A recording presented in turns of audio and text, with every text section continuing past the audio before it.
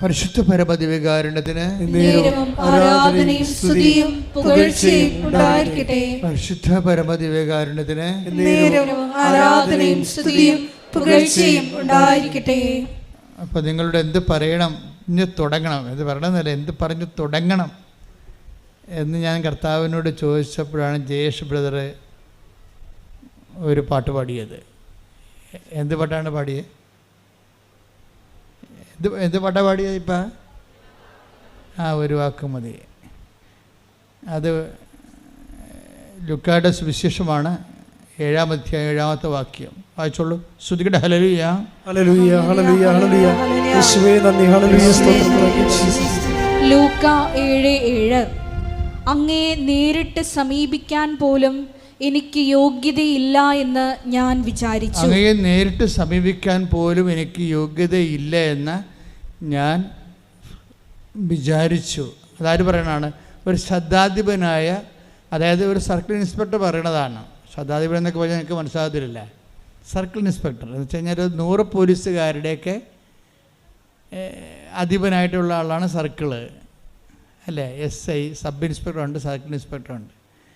അപ്പോൾ റോമിലുള്ള ഒരു സർക്കിൾ ഇൻസ്പെക്ടർ പറയണതാണ്, ഈശ്വരനെ കാണാൻ വന്നപ്പോൾ പറഞ്ഞാണ്, 100 പട്ടാളക്കാരുടെ അധിപനാണ് ശതാധിപൻ. അപ്പോൾ അദ്ദേഹം എന്താ പറഞ്ഞത്? എൻ്റെ ഭൃത്യൻ രോഗം ബാധിച്ച് കിടപ്പിലാണ്, അങ്ങയെ നേരിട്ട് സമീപിക്കാൻ പോലും എനിക്ക് യോഗ്യതയില്ലെന്ന് ഞാൻ കരുതി. വായിച്ച് വാക്ക് നോക്കി. ഞാൻ വിചാരിച്ചു അങ്ങ് ഒരു വാക്കുച്ചരിച്ചാൽ മാത്രം മതി, എന്റെ ഭൃത്യൻ സുഖപ്പെട്ടുകൊള്ളും. കാരണം ഞാനും അധികാരത്തിന് കീഴ്പ്പെട്ടവനാണ്. എന്റെ കീഴിലും പടയാളികൾ ഉണ്ട്. ഞാൻ ഒരുവനോട് പോവുക എന്ന് പറയുമ്പോൾ അവൻ പോകുന്നു. വേറൊരുവനോട് വരിക എന്ന് പറയുമ്പോൾ അവൻ വരുന്നു. എന്റെ ദാസനോട് ഇത് ചെയ്യുക എന്ന് പറയുമ്പോൾ അവൻ ചെയ്യുന്നു. ഇതിൻ്റെ ഒരു വിഷയം എന്ന് വെച്ചാൽ, ഇത്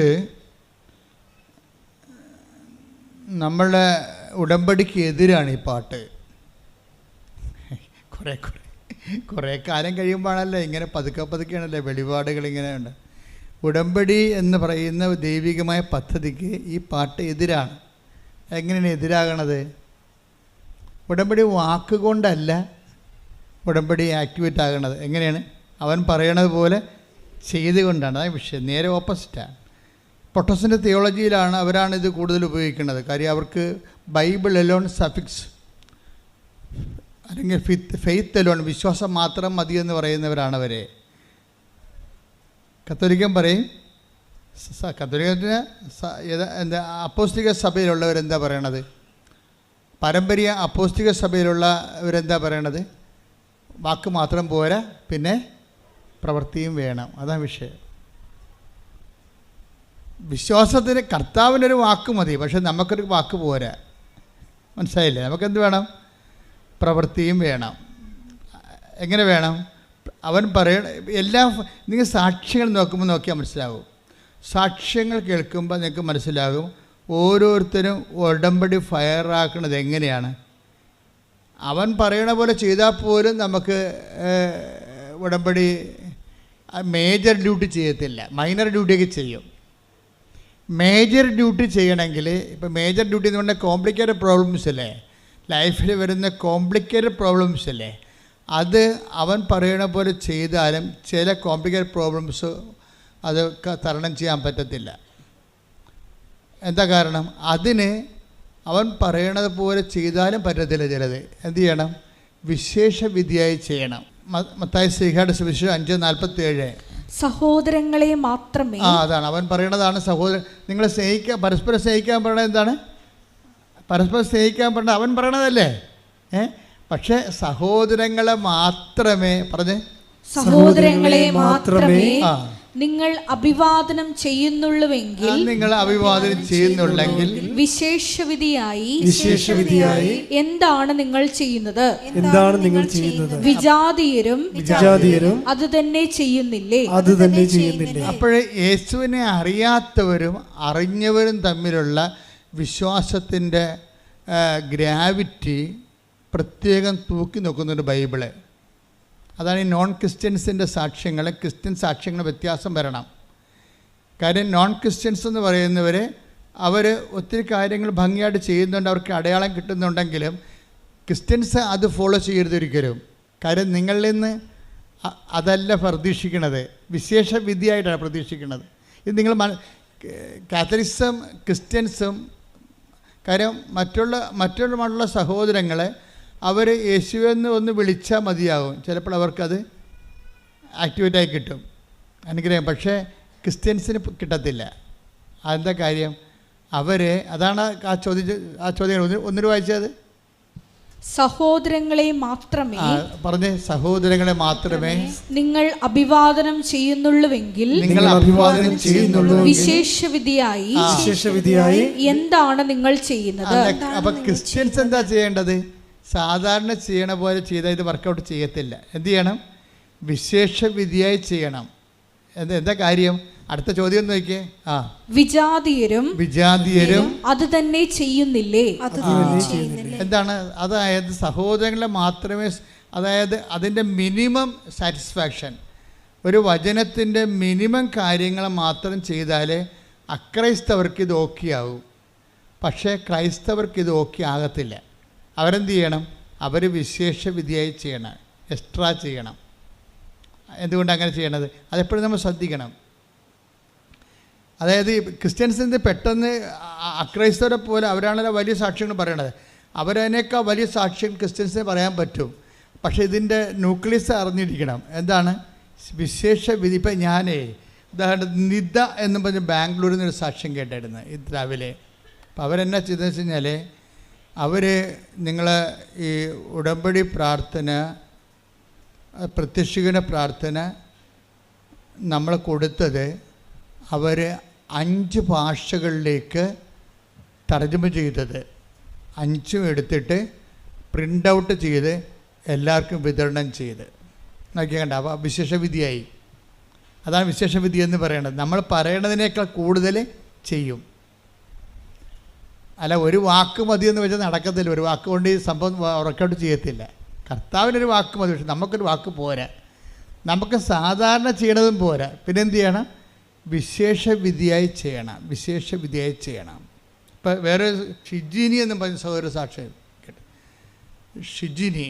ഇപ്പം ഇവരെല്ലാം ചെയ്യുന്നത് വിശേഷവിധിയാണ് ചെയ്യണത്. അതായത് ചെയ്യുന്നതിനാണ് പ്രാധാന്യം, ചൊല്ലുന്നതിനേക്കാൾ. ഉടമ്പടിയിൽ എല്ലാ വിഷയങ്ങൾക്കും സമാധാനം ഉണ്ടാകുന്നതിൻ്റെ പ്രധാനപ്പെട്ട കാരണം നമ്മൾ ചൊല്ലുന്നതിനേക്കാളും ചെയ്യുന്നതിനാണ് അവിടെ പ്രാധാന്യം. ചെയ്താലും പറ്റത്തില്ല, പിന്നെ എന്ത് ചെയ്യണം? വിശേഷവിധിയായി ചെയ്യണം. പ്രാർത്ഥിക്കുക. കർത്താവായ ദൈവമേ, എൻ്റെ പ്രേക്ഷിത പ്രവർത്തനങ്ങളെ, സുവിശേഷ വേലയെ ത്യാഗം സഹിച്ചുകൊണ്ട്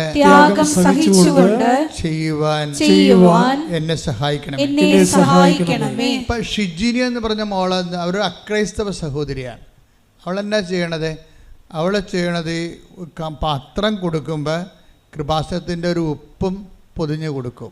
ഇത് വല്ലവരും ഇവിടുന്ന് വല്ലവരും പറഞ്ഞതാണോ? അല്ല, ഒന്നും പറഞ്ഞതല്ല. അവർ സ്വന്തമായിട്ട് ചെയ്യണതാണ്. വിശേഷ വിധിയായി ചെയ്യാൻ.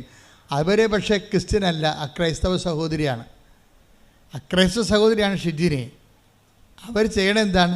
അവർ പത്രം ചുമ്മാ കൊണ്ടേ കൊടുക്കുകയല്ല, എവിടെയെങ്കിലും വെച്ച് ഓടിക്കളയുകയല്ല, അല്ലെങ്കിൽ പപ്പ എടുത്ത് കൊടുത്തിട്ട് ആൾക്കാരെ കൊണ്ട് കൊടുപ്പിക്കുകയല്ല ചെയ്യണത്. അവർ തന്നെ കൊടുക്കുമ്പോൾ അതിൻ്റെ കൂടെ വെഞ്ചരിച്ച് ഇത്തിരി ഉപ്പം പൊതിഞ്ഞ് കൊടുക്കും. എന്നിട്ട് എന്ത് പറയും? മാതാവിനെക്കുറിച്ച് അവരോട് സംസാരിക്കും. ഞാൻ എല്ലാവരോടും മാതാവിനെക്കുറിച്ച് സംസാരിക്കുമെന്ന്. അപ്പോൾ ഞാൻ 2 താത്താമാരൊക്കെ ഉണ്ട്, മുസ്ലിം താത്താമാരൊക്കെ ഉണ്ട്. ഞാൻ താത്തായോട് പറഞ്ഞു, നിങ്ങളുടെ പ്രശ്നങ്ങളെല്ലാം തീരും, മാതാവിൻ്റെ അടുത്ത് വന്നാൽ മതി. അപ്പോൾ 2 താത്തായും കൂട്ടിക്കൊണ്ട് ഈ ഷിജിനി ഇവിടെ വരും. അപ്പോൾ ഒരു താത്തയുടെ കാര്യം അപ്പം തന്നെ മാതാവ് ആ ആഴ്ച തന്നെ സെറ്റ് ചെയ്യും. അപ്പോൾ നോക്കിയേ, ഹിന്ദുസ് മുസ്ലിംസിനെയും കൂട്ടിക്കൊണ്ട് വരികയാണ്. എവിടെ? ഉടമ്പടിക്ക്. അപ്പോൾ കത്തോലിക്കൽ എന്ത് ചെയ്യും? കത്തോലിക്കൽ എഴുന്നേറ്റ് വരുമ്പോഴത്തേനും 9 മണിയാവും. അതാണ് പ്രശ്നം. അത് പ്രശ്നമാണ്. അതാണ് വിശേഷം. ഒരു വാക്കുകൊണ്ട് ഈ സംഭവം നിൽക്കത്തില്ലെന്ന് പറയാൻ കാര്യം. നിങ്ങൾ സാക്ഷ്യം പറയുന്നവർ എന്ത് ചെയ്തെന്ന് നോക്കണം. സാക്ഷ്യം പറയുന്നവർ എന്താണ് അവർ തീഷ്ണമായ സ്നേഹത്തോടെയാണ് ഇത് ചെയ്യണത്. ഞാൻ എപ്പോഴും എനിക്ക് തോന്നിയിട്ടുള്ള കാര്യം വെച്ച് കഴിഞ്ഞാൽ ഈ വിശ്വാസം കഴിഞ്ഞ ദിവസങ്ങളിൽ ഇന്നലെ സ്തുതിക്കട്ടെ മക്കളെ, സ്തുതിക്കട്ടെ. Hallelujah hallelujah hallelujah hallelujah. യേശുവേ, സാക്ഷ്യങ്ങളിലൂടെ ഞങ്ങളോട് സംസാരിക്കുന്നത് നന്ദി പറയുന്നു. യേശുവേ, ഹല്ലേലൂയ. മഹത്വം, മഹത്വം.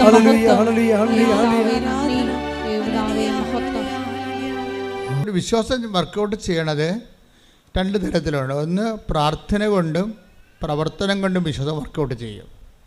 ഇപ്പോൾ പ്രാർത്ഥനയാണ് ആദ്യ നിലവാരം. പ്രാർത്ഥനയാണ് നമ്മുടെ വിശ്വാസത്തെ ആവിഷ്കരിക്കുകയോ പ്രകടിപ്പിക്കുകയോ. വിശ്വാസത്തിൻ്റെ അകത്ത് പ്രാർത്ഥനയിൽ നമ്മൾ എന്താണ് ചെയ്യണത്? അതിൻ്റെ ടെക്നിക്കാലിറ്റി എന്താണ്? പ്രാർത്ഥനയിൽ നമ്മൾ പ്രാർത്ഥിക്കുമ്പോൾ നമ്മുടെ വിശ്വാസം പ്രകടിപ്പിക്കുകയാണ് ചെയ്യണത്. പ്രാർത്ഥിക്കുമ്പോൾ നിങ്ങൾ ഓർക്കേണ്ടത് എന്താണെന്ന് വെച്ച് കഴിഞ്ഞാൽ അത് എന്താണ് ചെയ്യണമെന്ന് നമ്മൾ ഓർക്കണം. ഇപ്പോൾ നമ്മളിങ്ങനെ അവരെ ഇവിടെയൊക്കെ സംസാരിച്ചുകൊണ്ട് ചോറ് വാരി തിന്നുമ്പോൾ ആ ചോറ് തിന്നുന്നു, അതിൻ്റെ അകത്ത് മീനെടുത്ത് കഴിക്കുന്നു, ആ ക്യാബേജ് എടുത്ത് കഴിക്കുന്നു, നമ്മളിങ്ങനെ ഇട്ട് ചവക്കുന്നു. പക്ഷെ നമ്മൾ അറിയുന്നില്ല. നമ്മൾ ഫോണിൽ നമ്മൾ ആരോടെങ്കിലും പറയണ കേട്ടോണ്ടിരിക്കുകയായിരിക്കും, വേറെ ജോലി ചെയ്തുകൊണ്ടിരിക്കുകയായിരിക്കും.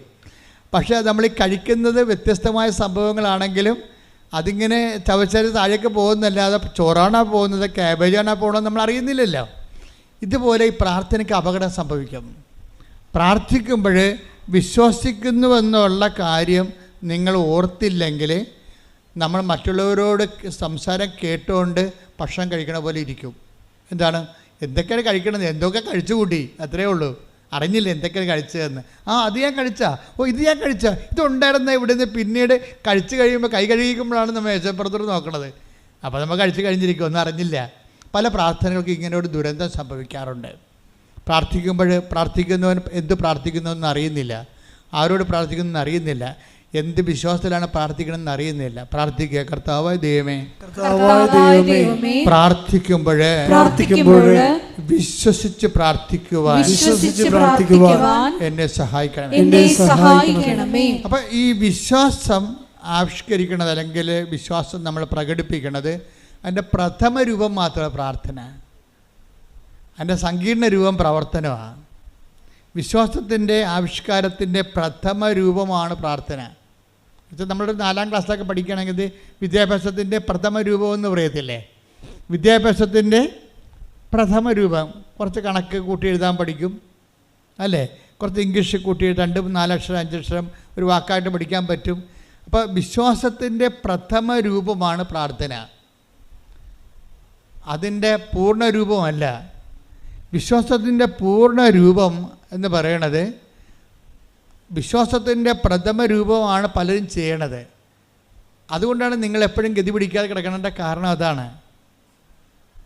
വിശ്വാസത്തിൻ്റെ പൂർണ്ണ രൂപം എന്ന് പറഞ്ഞാൽ എന്താണ്? അതിൽ പ്രഖ്യാപനമുണ്ട്, പിന്നെന്താണ്? പ്രയോഗമുണ്ട്. പ്രഖ്യാപനം എന്ന് പറയുമ്പോൾ എപ്പോഴും ഞാൻ ഇടയ്ക്ക് പറയുന്നത് ചില ഉടമ്പടി ധ്യാനം കൂടുന്നവർ ഏത് പാർട്ട് കൂടിയിട്ടുണ്ടെന്ന് നമുക്കറിയത്തില്ലല്ലോ. ഉടമ്പടി ധ്യാനം 10 1000 ഉണ്ട്. ഇപ്പോഴ് 1000 ഉടമ്പടി ധ്യാനങ്ങളുണ്ട് യൂട്യൂബിലെ. അതിൽ ഏതാണ് നിങ്ങൾ കൂടിയെന്ന് അറിയത്തില്ല. അതുകൊണ്ട് ഞാനെപ്പോഴും ചെയ്യണമെന്ന് വെച്ചാൽ പഴയത് ഞാൻ ആവർത്തിക്കും, പിന്നെ ആവർത്തിക്കും. എന്താ ആവർത്തിക്കണത്? നിങ്ങൾക്ക് പുതിയ ആൾക്കാർക്ക്, പുതിയ തലമുറയല്ലേ നിങ്ങൾ, ഉടമ്പടിയുടെ ഓരോ ദിവസവും ഓരോ പുതിയ. ഇപ്പോൾ ഇന്നലെ 500 പേര് പുതിയതായിട്ട് ഉടമ്പടി എടുത്തു. ഇന്നലെ ഒറ്റ ദിവസം 500 പേര് ഉടമ്പടി എടുത്തു. അപ്പോൾ പുതിയ തലമുറയാണ്. അപ്പോൾ എന്ത് ചെയ്യും? ഇവർക്ക് പുതിയ ആൾക്കാർക്ക് പഴയ കാര്യങ്ങൾ അറിയത്തില്ല പലർക്കും. അപ്പോൾ പുതിയ ആൾക്കാർക്ക് പഴയ കാര്യങ്ങൾ അറിയണമെന്നുണ്ടെങ്കിൽ ഈ ധ്യാനം കൂടുമ്പോഴല്ലേ അറിയാൻ പറ്റത്തുള്ളൂ.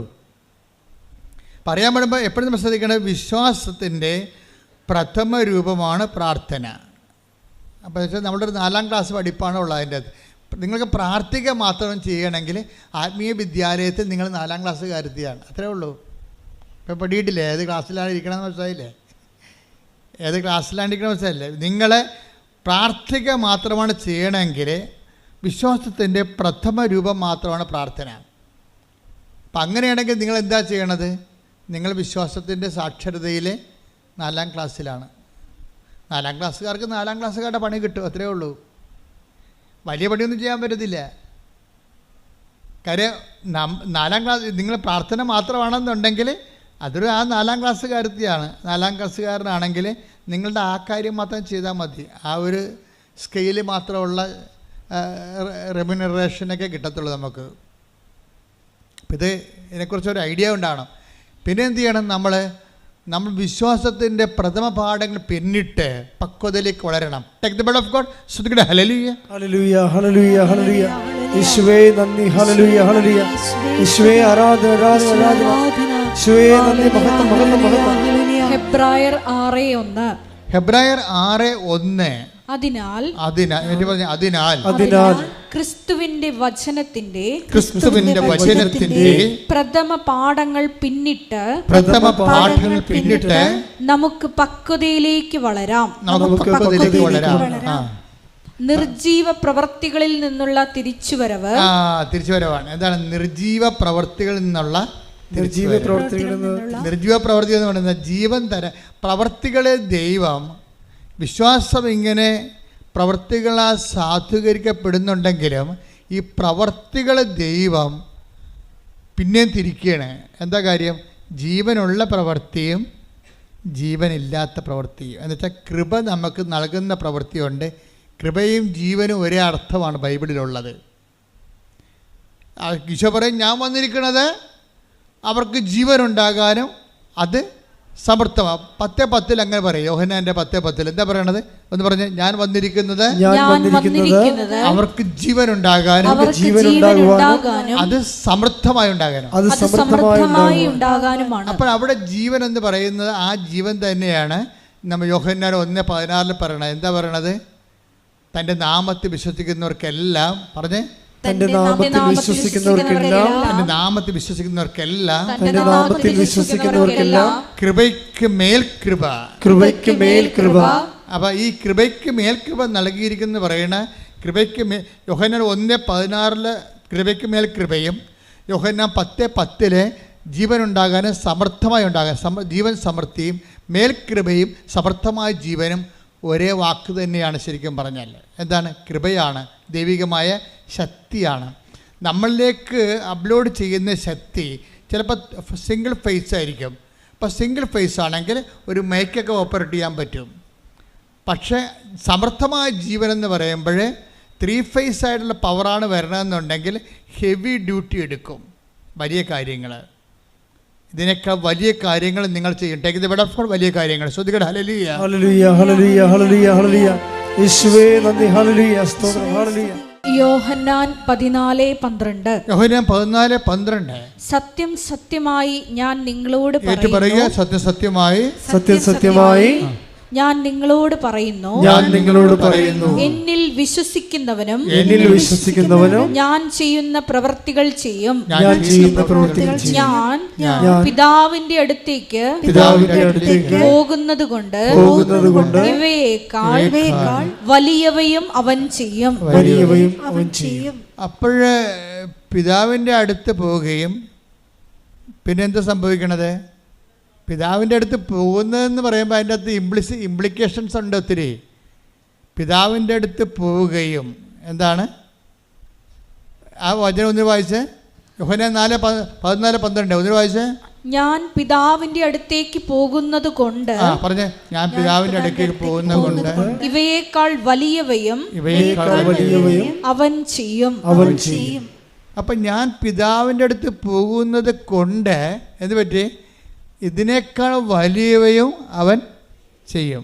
അപ്പോൾ വലിയ കാര്യങ്ങൾ കണ്ട വലിയ കാര്യം. അപ്പോൾ ദൈവം തന്നെ കാര്യങ്ങൾ എത്രയായിട്ട് തിരിക്കുന്നു? ചെറിയ കാര്യങ്ങളുണ്ട്, പിന്നെന്താണ്? വലിയ കാര്യങ്ങളുണ്ട്. ചെറിയ കാര്യങ്ങൾ നമ്മുടെ വിശ്വാസത്തിൻ്റെ പ്രഥമ ആവിഷ്കാരമായ പ്രാർത്ഥനയും കൊണ്ട് ചെയ്യാൻ പറ്റും. വലിയ കാര്യങ്ങൾ ചെയ്യാൻ പറ്റത്തില്ല. വലിയ കാര്യങ്ങൾ ചെയ്യണമെങ്കിൽ വലിയ വിശ്വാസം എന്ന് പറയുന്ന സംഭവങ്ങൾ വേണം. വലിയ കാര്യങ്ങൾ ചെയ്യണമെങ്കിൽ വലിയ വിശ്വാസം എന്ന് വെച്ചാൽ ക്രിസ്തുവിൽ തന്നെ നമുക്ക് ചെറിയ വിശ്വാസം ഉണ്ടാകും, വലിയ വിശ്വാസം ഉണ്ടാകും. എന്ന് പറഞ്ഞ് ക്രിസ്തുവിൽ തന്നെ നമ്മൾക്ക് ചെറിയ വിശ്വാസം ഉണ്ടാകും, വലിയ വിശ്വാസം ഉണ്ടാകും. അപ്പൊ ക്രിസ്തുവിനെ അറിയണതനുസരിച്ചാണ് ആ വിശ്വാസത്തിൻ്റെ ആക്കത്തൂക്കം ഉണ്ടാകുന്നത്, ആനുപാതികം. ക്രിസ്തുവിനെ നമ്മൾ അറിയുന്നതിന് ആനുപാതികമായിരിക്കും നിങ്ങൾക്ക് ലഭിക്കുന്ന വിശ്വാസത്തിൻ്റെ ആക്കത്തൂക്കം. ഇപ്പോഴ് അയാളോട് എന്ത് പറയുന്നു? ലൂക്ക 7:8. ലൂക്ക 7:8 എന്താണ്? കാരണം ഞാനും അധികാരത്തിന് കീഴ്പ്പെട്ടവനാണ്. ക്രിസ്തു പറയുന്നുണ്ട് ഇത്രയും വലിയ വിശ്വാസം ഇസ്രായേലിൽ പോലും കണ്ടിട്ടില്ല. Take the board of God that 7:9 ലൂക്ക 7:9. യേശു ഇത് കേട്ട് അവനെ പറ്റി വിസ്മയിച്ചു. ആരെക്കുറിച്ച്? ശതാധിപനെ കുറിച്ച്. തന്നെ അനുഗമിച്ചിരുന്ന ജനക്കൂട്ടത്തിന് നേരെ തിരിഞ്ഞ് അവൻ പറഞ്ഞു, ഞാൻ നിങ്ങളോട് പറയുന്നു, ഇസ്രായേലിൽ പോലും ഇതുപോലുള്ള വിശ്വാസം ഞാൻ കണ്ടിട്ടില്ല. അപ്പോൾ വിശ്വാസ അപാചയത്തിൻ്റെ കാലത്താണ് ക്രിസ്തു വരുന്നത്. നമ്മുടെ ജീവിതം ഇസ്രായേലിൽ പോലും ഈ ഒരു വിജാതിയൻ്റെ വിശ്വാസം ഇല്ലാത്തൊരു കാലമാണത്. അപ്പം ക്രിസ്തുവിൻ്റെ വരവിൻ്റെ കാലം നോക്കുമ്പോഴേ എന്തുകൊണ്ടാണ് ഇന്നിപ്പോൾ പ്രത്യക്ഷീകരണ തിരുനാൾ ആഘോഷിക്കുന്നു? എന്തുകൊണ്ടാണ്? ഇസ്രായേലിൽ പോലും ദൈവം ആഗ്രഹിക്കുന്നൊരു വിശ്വാസ നിലവാരം അക്കാലങ്ങളിലില്ല. അങ്ങനെ പല കാര്യങ്ങൾ കൊണ്ടാണ് അതുണ്ടായത്. അതുകൊണ്ട് ആട്ടിടയന്മാരെ പോയി മത്സ്യത്തൊഴിലാളികളെയൊക്കെ പോയി കാണേണ്ടി വരേണ്ട ഒരു അവസ്ഥ വരണത് അന്നത്തെ സമൂഹത്തിൽ നിലവിൽ വിശ്വാസം നിലനിൽക്കുന്ന ആൾക്കാരാണ് അവരെ. പൊതുസമൂഹത്തിൻ്റെ മുമ്പിൽ ആചാര അനുഷ്ഠാന വിശ്വാസമാണ്, അകത്തളങ്ങളിലേക്കുള്ള ആന്തരിക വിശ്വാസമില്ല. വിശ്വാസം എന്ന് പറയുമ്പോൾ ചിലപ്പോൾ അനുഷ്ഠാനങ്ങൾ നമ്മൾ പാലിക്കും, ആചാരങ്ങൾ നമ്മൾ പാലിക്കും, ഞായറാഴ്ച നമ്മൾ പള്ളിയിൽ പോകും, ചിലപ്പോൾ കുമ്പസാരിക്കും, ചില കുർബാനയൊക്കെ സ്വീകരിക്കും എന്ന് പറഞ്ഞാലും പ്രവർത്തികളിൽ വരുമ്പോൾ ഒരു വ്യത്യാസം ഒരു ആ വിശ്വാസത്തിൻ്റെ ആന്തരികത ഉണ്ടാകത്തില്ല. അതുകൊണ്ട് ദൈവം അത് നിങ്ങളുടെ ആചാര അനുഷ്ഠാനങ്ങളെ കൗണ്ട് ചെയ്യപ്പോൾ ചില ആൾക്കാർ കാണിക്കൂട്ടുന്ന ആചാര അനുഷ്ഠാനങ്ങളെ ദൈവം കൗണ്ട് ചെയ്യത്തില്ല. എന്താ കാര്യം എന്ന് വെച്ച് കഴിഞ്ഞാൽ അവരത് ചെയ്തതിന് ശേഷം വീട്ടിൽ വന്നിട്ടും പാവത്തങ്ങളോടും വീട്ടിലുള്ളവരോടും തട്ടിപ്പും അതുപോലെ തന്നെ തരികിട പരിപാടിയൊക്കെ കാണിക്കും. അപ്പോൾ തട്ടിപ്പും തരികിട പരിപാടിയും കാണിച്ചു കഴിഞ്ഞാൽ ഉള്ള പ്രശ്നം എന്താണ്? അവരെ ആചാരാനുഷ്ഠാനങ്ങളിൽ മാത്രമുള്ള വിശ്വാസമാണ്, ആ വിശ്വാസം ദൈവം അംഗീകരിക്കുന്നില്ല. അതാണ് എൻ്റെ വിഷയം. അതാണ് ഇസ്രായേലിൽ പോലും ഇതുപോലുള്ള വിശ്വാസം കണ്ടെത്തലെന്ന് വെച്ചാൽ സാധാരണ റോമൻ പവറിൽ ഉണ്ടാകുന്ന വിശ്വാസം പോലും ഇസ്രായേലിൽ ആന്തരികമായ വിശ്വാസം നിലനിൽക്കണില്ല. ഇത് സഭയ്ക്കും സംഭവിക്കും, നിങ്ങൾക്കൊക്കെ സംഭവിക്കും. നിങ്ങൾ കുറേ കാര്യങ്ങൾ ഇങ്ങനെ കാട്ടിക്കൂട്ടി ചെയ്യും സാങ്കേതികമായിട്ട്, പക്ഷേ ആന്തരികമായിട്ട് നിങ്ങൾ ദൈവത്തെ സ്നേഹിക്കുന്നുണ്ടോ എന്ന് ചോദിച്ചു കഴിഞ്ഞാൽ എന്തെങ്കിലും ഒരു പ്രശ്നം വരുമ്പോൾ അറിയാൻ പറ്റും.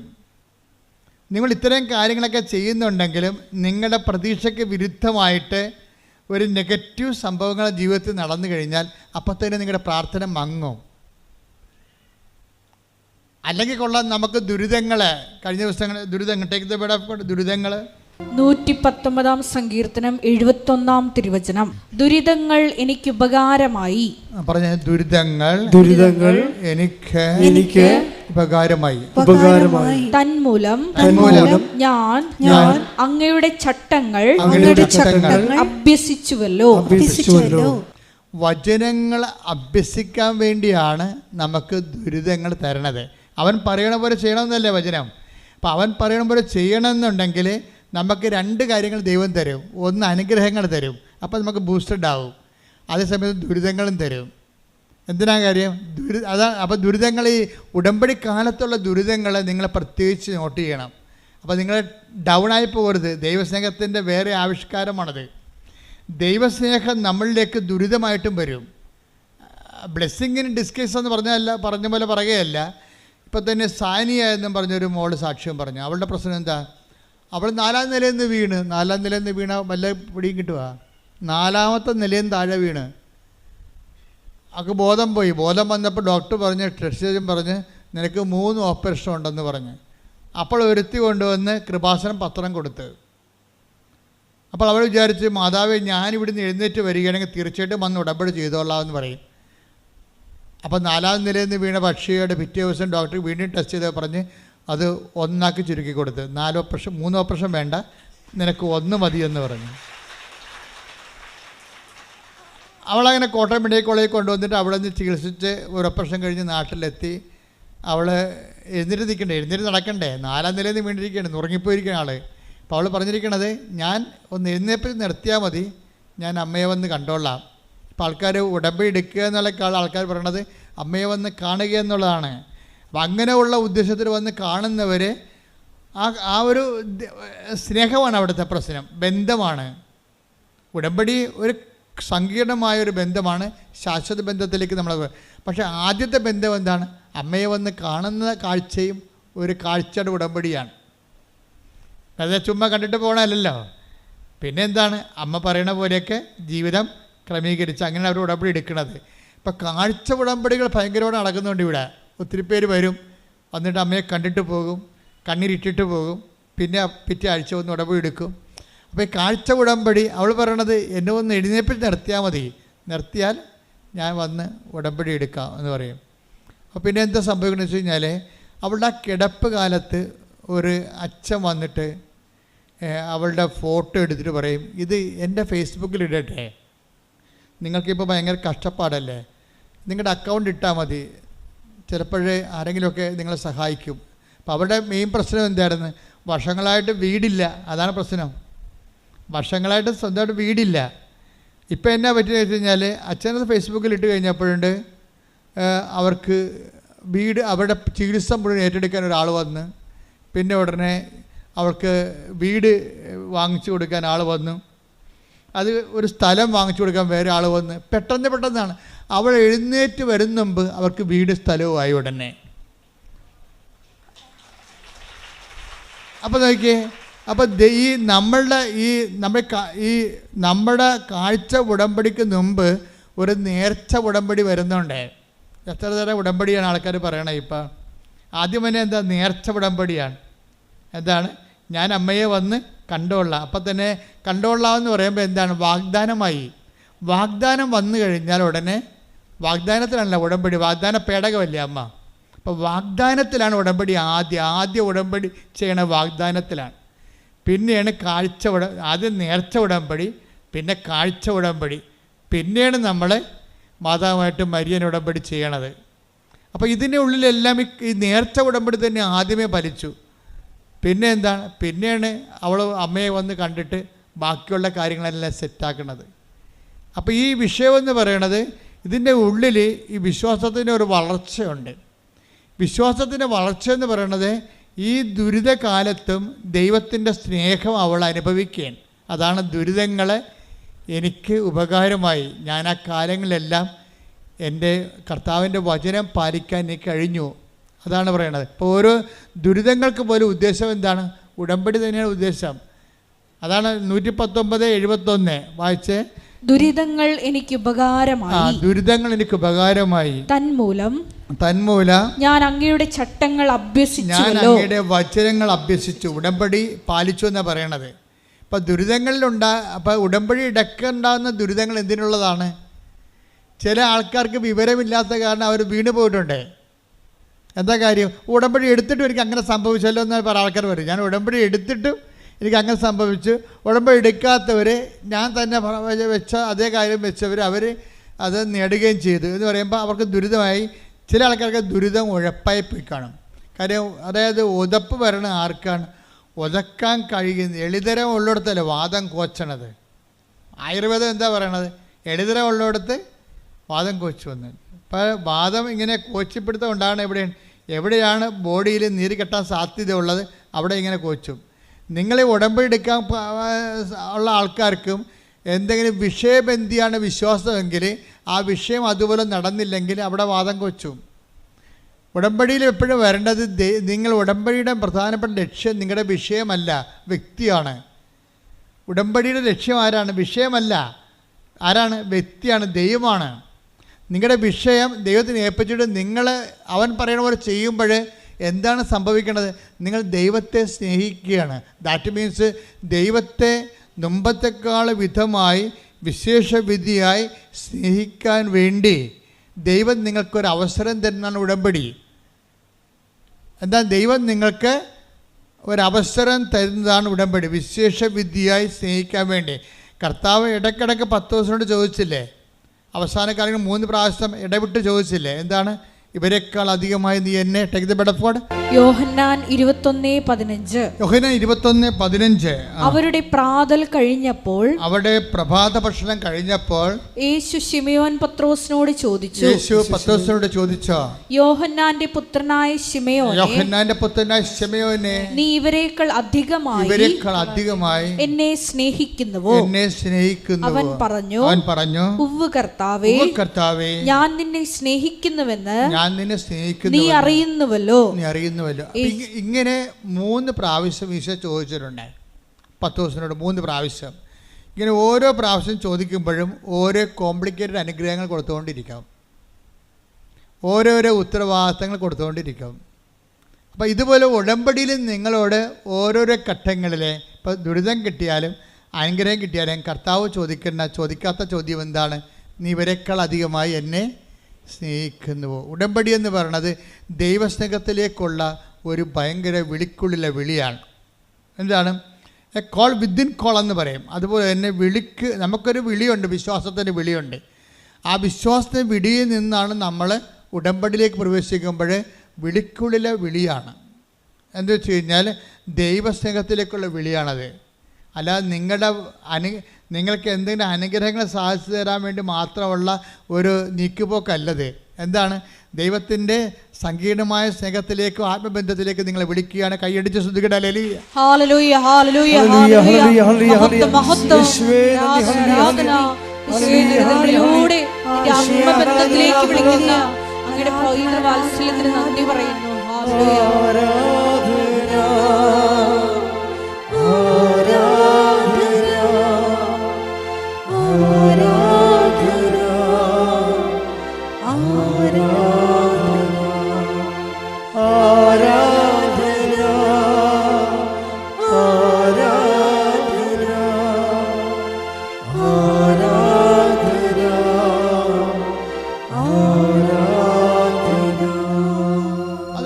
പത്രോസില്ലേ ഇപ്പം ഇങ്ങനെ വിശേഷവിധിയായി നീ എൻ്റെ കുഞ്ഞാടുകളെ മേയ്ക്കുക, നീ എൻ്റെ കോലാടുകളെ മേയ്ക്കുക, ഇങ്ങനെ പുതിയ ഉത്തരവാദിത്തം കൊടുത്തുകൊണ്ട് അധികാരം ഏൽപ്പിക്കുമ്പോൾ ഇത് ദൈവവിളി. ആ വിളിയിലൂടെ പത്രോസ് ചെയ്യുന്നതിന് ശേഷം എല്ലാ അപ്പോസ്തലന്മാരെക്കാൾ വിശേഷമായ അധികാര അവകാശങ്ങൾ നേടുന്നുണ്ട്. അപ്പോൾ എല്ലാവരെക്കാൾ വിശേഷവിധിയായ അധികാര അവകാശങ്ങൾ നേടുന്നത് പോലെ തന്നെ നിങ്ങൾ വിശ്വാസത്തിന് ഉടമ്പടിയിലേക്ക് പ്രവേശിക്കുമ്പോൾ വിശേഷവിധിയായ അധികാര അവകാശങ്ങൾ നിങ്ങൾ ആത്മീയ മേഖലയിലും എല്ലാ മേഖലയിലും നിങ്ങൾ നേടുകയാണ്. അതിൻ്റെ ഇടയ്ക്ക് വരുന്ന വിഷയങ്ങൾക്കെല്ലാം നിങ്ങൾ മറുപടി പറഞ്ഞുകൊണ്ടിരിക്കണം ദൈവത്തോട്. ഇപ്പോൾ അതെന്തറിയാമോ? ആദ്യത്തെ 10 ദിവസത്തിൻ്റെയൊക്കെ നിലവാരം എന്താ? ആദ്യത്തെ വിശ്വാസത്തിൽ 10 ദിവസത്തെ നിലവാരം ആ 5 ഭർത്താക്കന്മാരുണ്ടായ സമറിയാക്കാത്തിയുടെ നിലവാരമായിരുന്നു. നോക്കിയേ, 10 ദിവസത്തിൻ്റെ വളർച്ച നിങ്ങൾ കാണുന്ന വിശ്വാസത്തിനൊരു വളർച്ചയുണ്ട്. ഉടമ്പടി നീലയാണ് ഞങ്ങളുടെ ഉടമ്പടി സിൽവർ ഗ്രേ ആണെന്ന് പറഞ്ഞ് തലയിൽ വെച്ചുകൊണ്ടെന്നൊരു കാര്യമില്ല.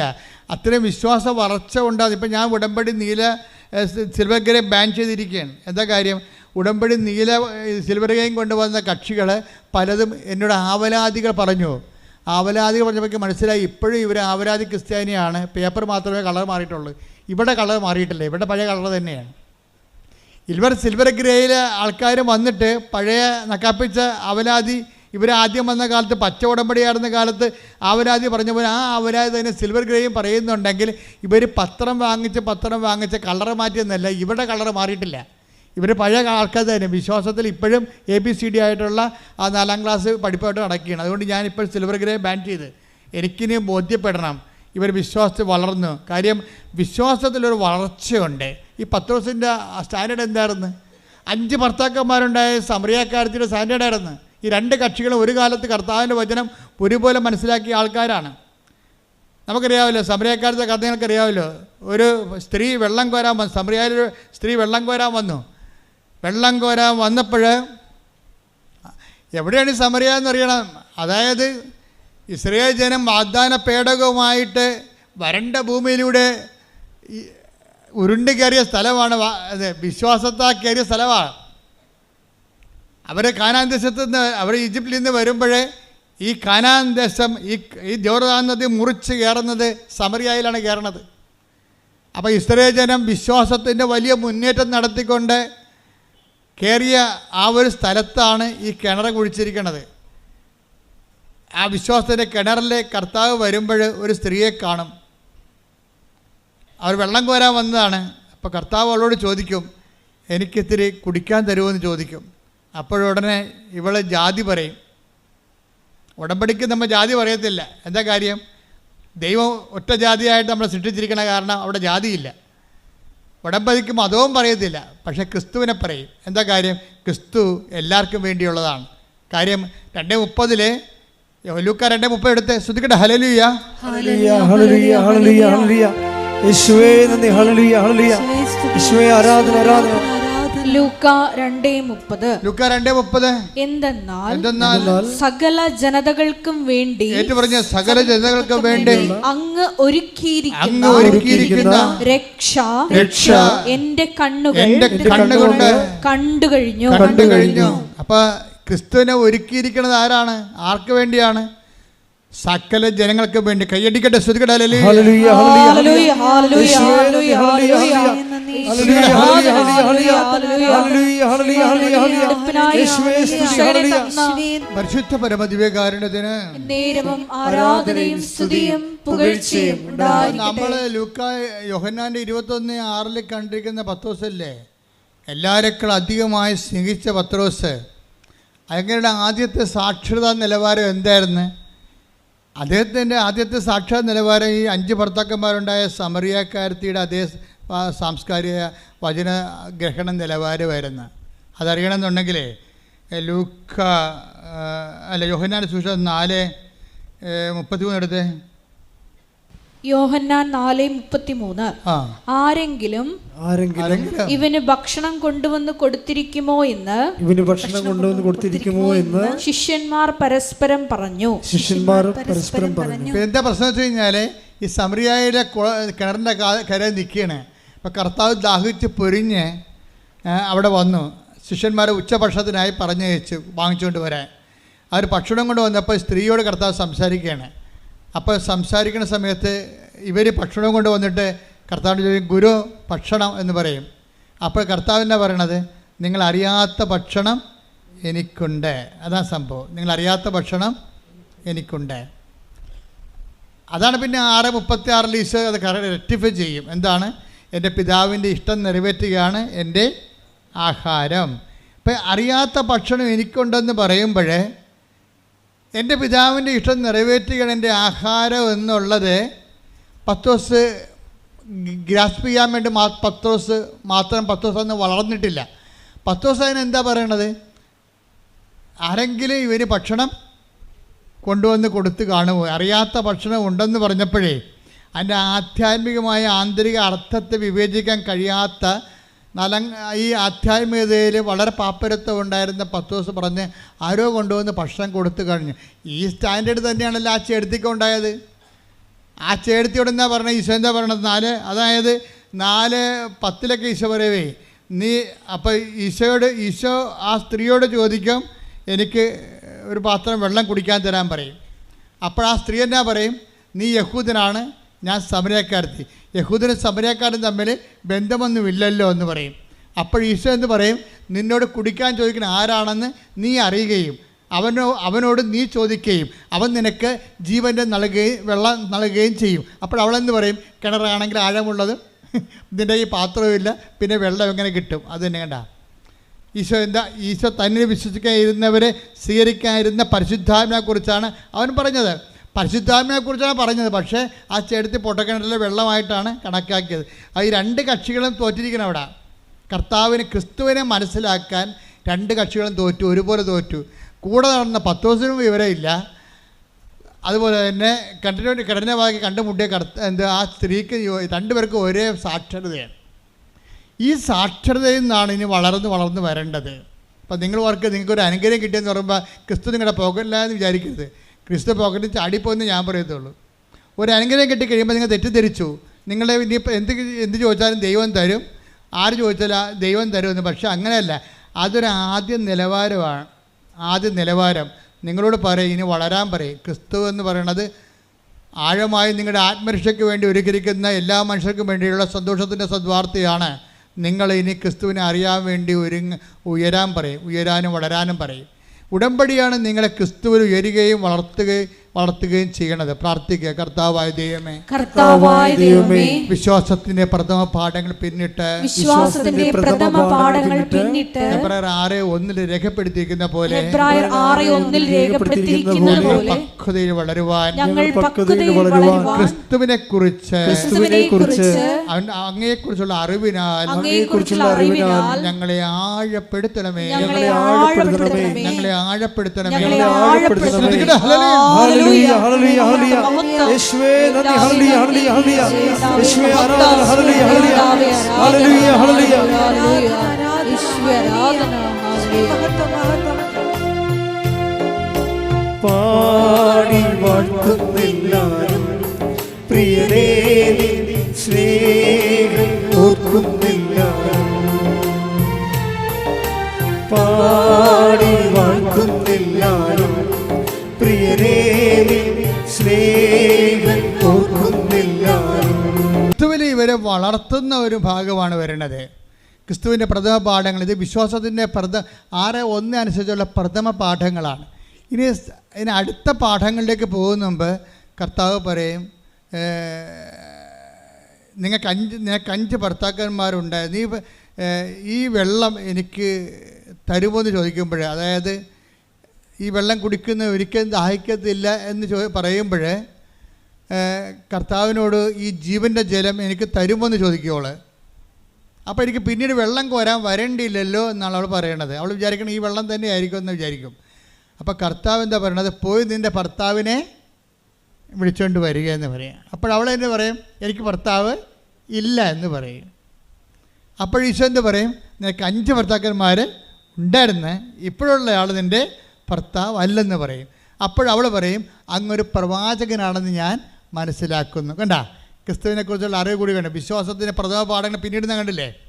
വിശ്വാസത്തിൻ്റെ പ്രഥമ പാഠങ്ങൾ കർത്താവ് ഒരു അനുഗ്രഹദാതാവായിട്ടേക്ക് തോന്നും. ഉടമ്പടിയിലെ കർത്താവ് ഒരു അനുഗ്രഹദാതാവായിട്ട് നിങ്ങൾ തോന്നണത് അവിടെ തന്നെ നിന്ന് കഴിഞ്ഞാൽ കുറച്ച് കഴിയുമ്പോൾ അനുഗ്രഹത്തിൻ്റെ ആ വിളക്ക് കെട്ടുപോകും. എന്താ കാര്യം? അതിൻ്റെ അടുത്ത പാഠമുണ്ട്. എന്താ കാര്യം? അനുതാപത്തിൻ്റെ പാഠമാണ്. അനുതാപത്തിൻ്റെ പാഠമാണ്. എന്താണ്?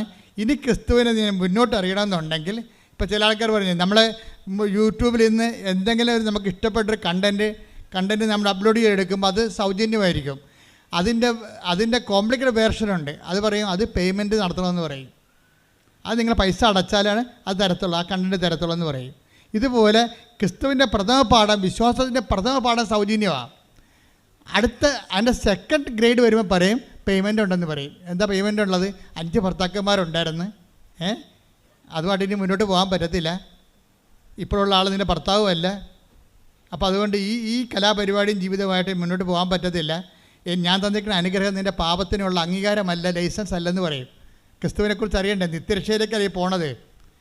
നിത്യരക്ഷയിലേക്ക് നമ്മൾ പോകണം. ഉടനെ അത് എപ്പോഴും നമ്മൾ ശ്രദ്ധിക്കേണ്ടത്, അതായത് നമ്മളുടെ വിശുദ്ധീകരണ ജീവിത വിശുദ്ധിയും വിശ്വാസത്തിൻ്റെ സങ്കീർണമായിട്ടുള്ള ബന്ധങ്ങൾ നമ്മുടെ ഭയങ്കര ബന്ധമുണ്ട്.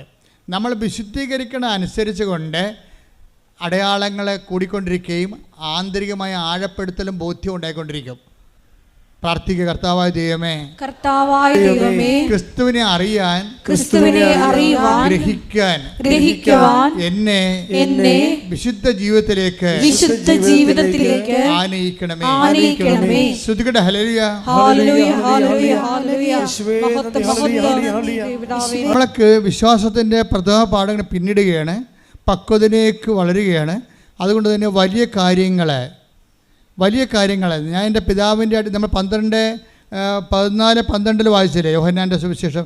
ഞാൻ എൻ്റെ പിതാവിൻ്റെ അടുക്കിലേക്ക് പോകുന്നതിനാൽ പറഞ്ഞേ, ഞാൻ എൻ്റെ പിതാവിൻ്റെ അടുക്കിലേക്ക് പോകുന്നതിനാൽ ഇതിനേക്കാൾ വലിയ കാര്യങ്ങളും നിങ്ങൾ കാണും. ദൈവം കാര്യങ്ങളെ രണ്ടായിട്ട് തിരിക്കുന്നു. ചെറിയ കാര്യങ്ങളും വലിയ കാര്യങ്ങളും വലിയ കാര്യങ്ങളും. കാര്യങ്ങൾ എങ്ങനെ സങ്കീർണമാണ്. വിശ്വാസത്തിൻ്റെ പ്രഥമ പാഠം പിന്നിട്ട് കഴിഞ്ഞാൽ പിന്നെ വലിയ കാര്യങ്ങൾ സംഭവിച്ചുകൊണ്ടിരിക്കും. ഈ വലിയ കാര്യങ്ങൾ സംഭവിച്ചുകൊണ്ടിരിക്കാൻ എന്താ ചെയ്യേണ്ടത്?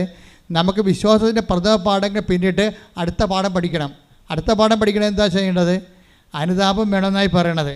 എന്താണ് കാര്യം? ഈ വെള്ളം എനിക്ക് കുടിക്കാൻ തരിക, ഞാനിനി ഇങ്ങോട്ട് വെള്ളം കോരാൻ വരികയും വേണ്ടല്ലോ എന്ന് അല്ല അവൾ പറയണത്.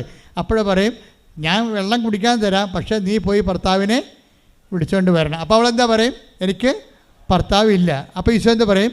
നിനക്ക് ഭർത്താവില്ലെന്ന് പറഞ്ഞത് ശരിയാണ്. നിനക്ക് 5 ഭർത്താക്കന്മാർ ഉണ്ടായിരുന്നു, ഇപ്പോഴുള്ള ആൾ നിൻ്റെ ഭർത്താവല്ല.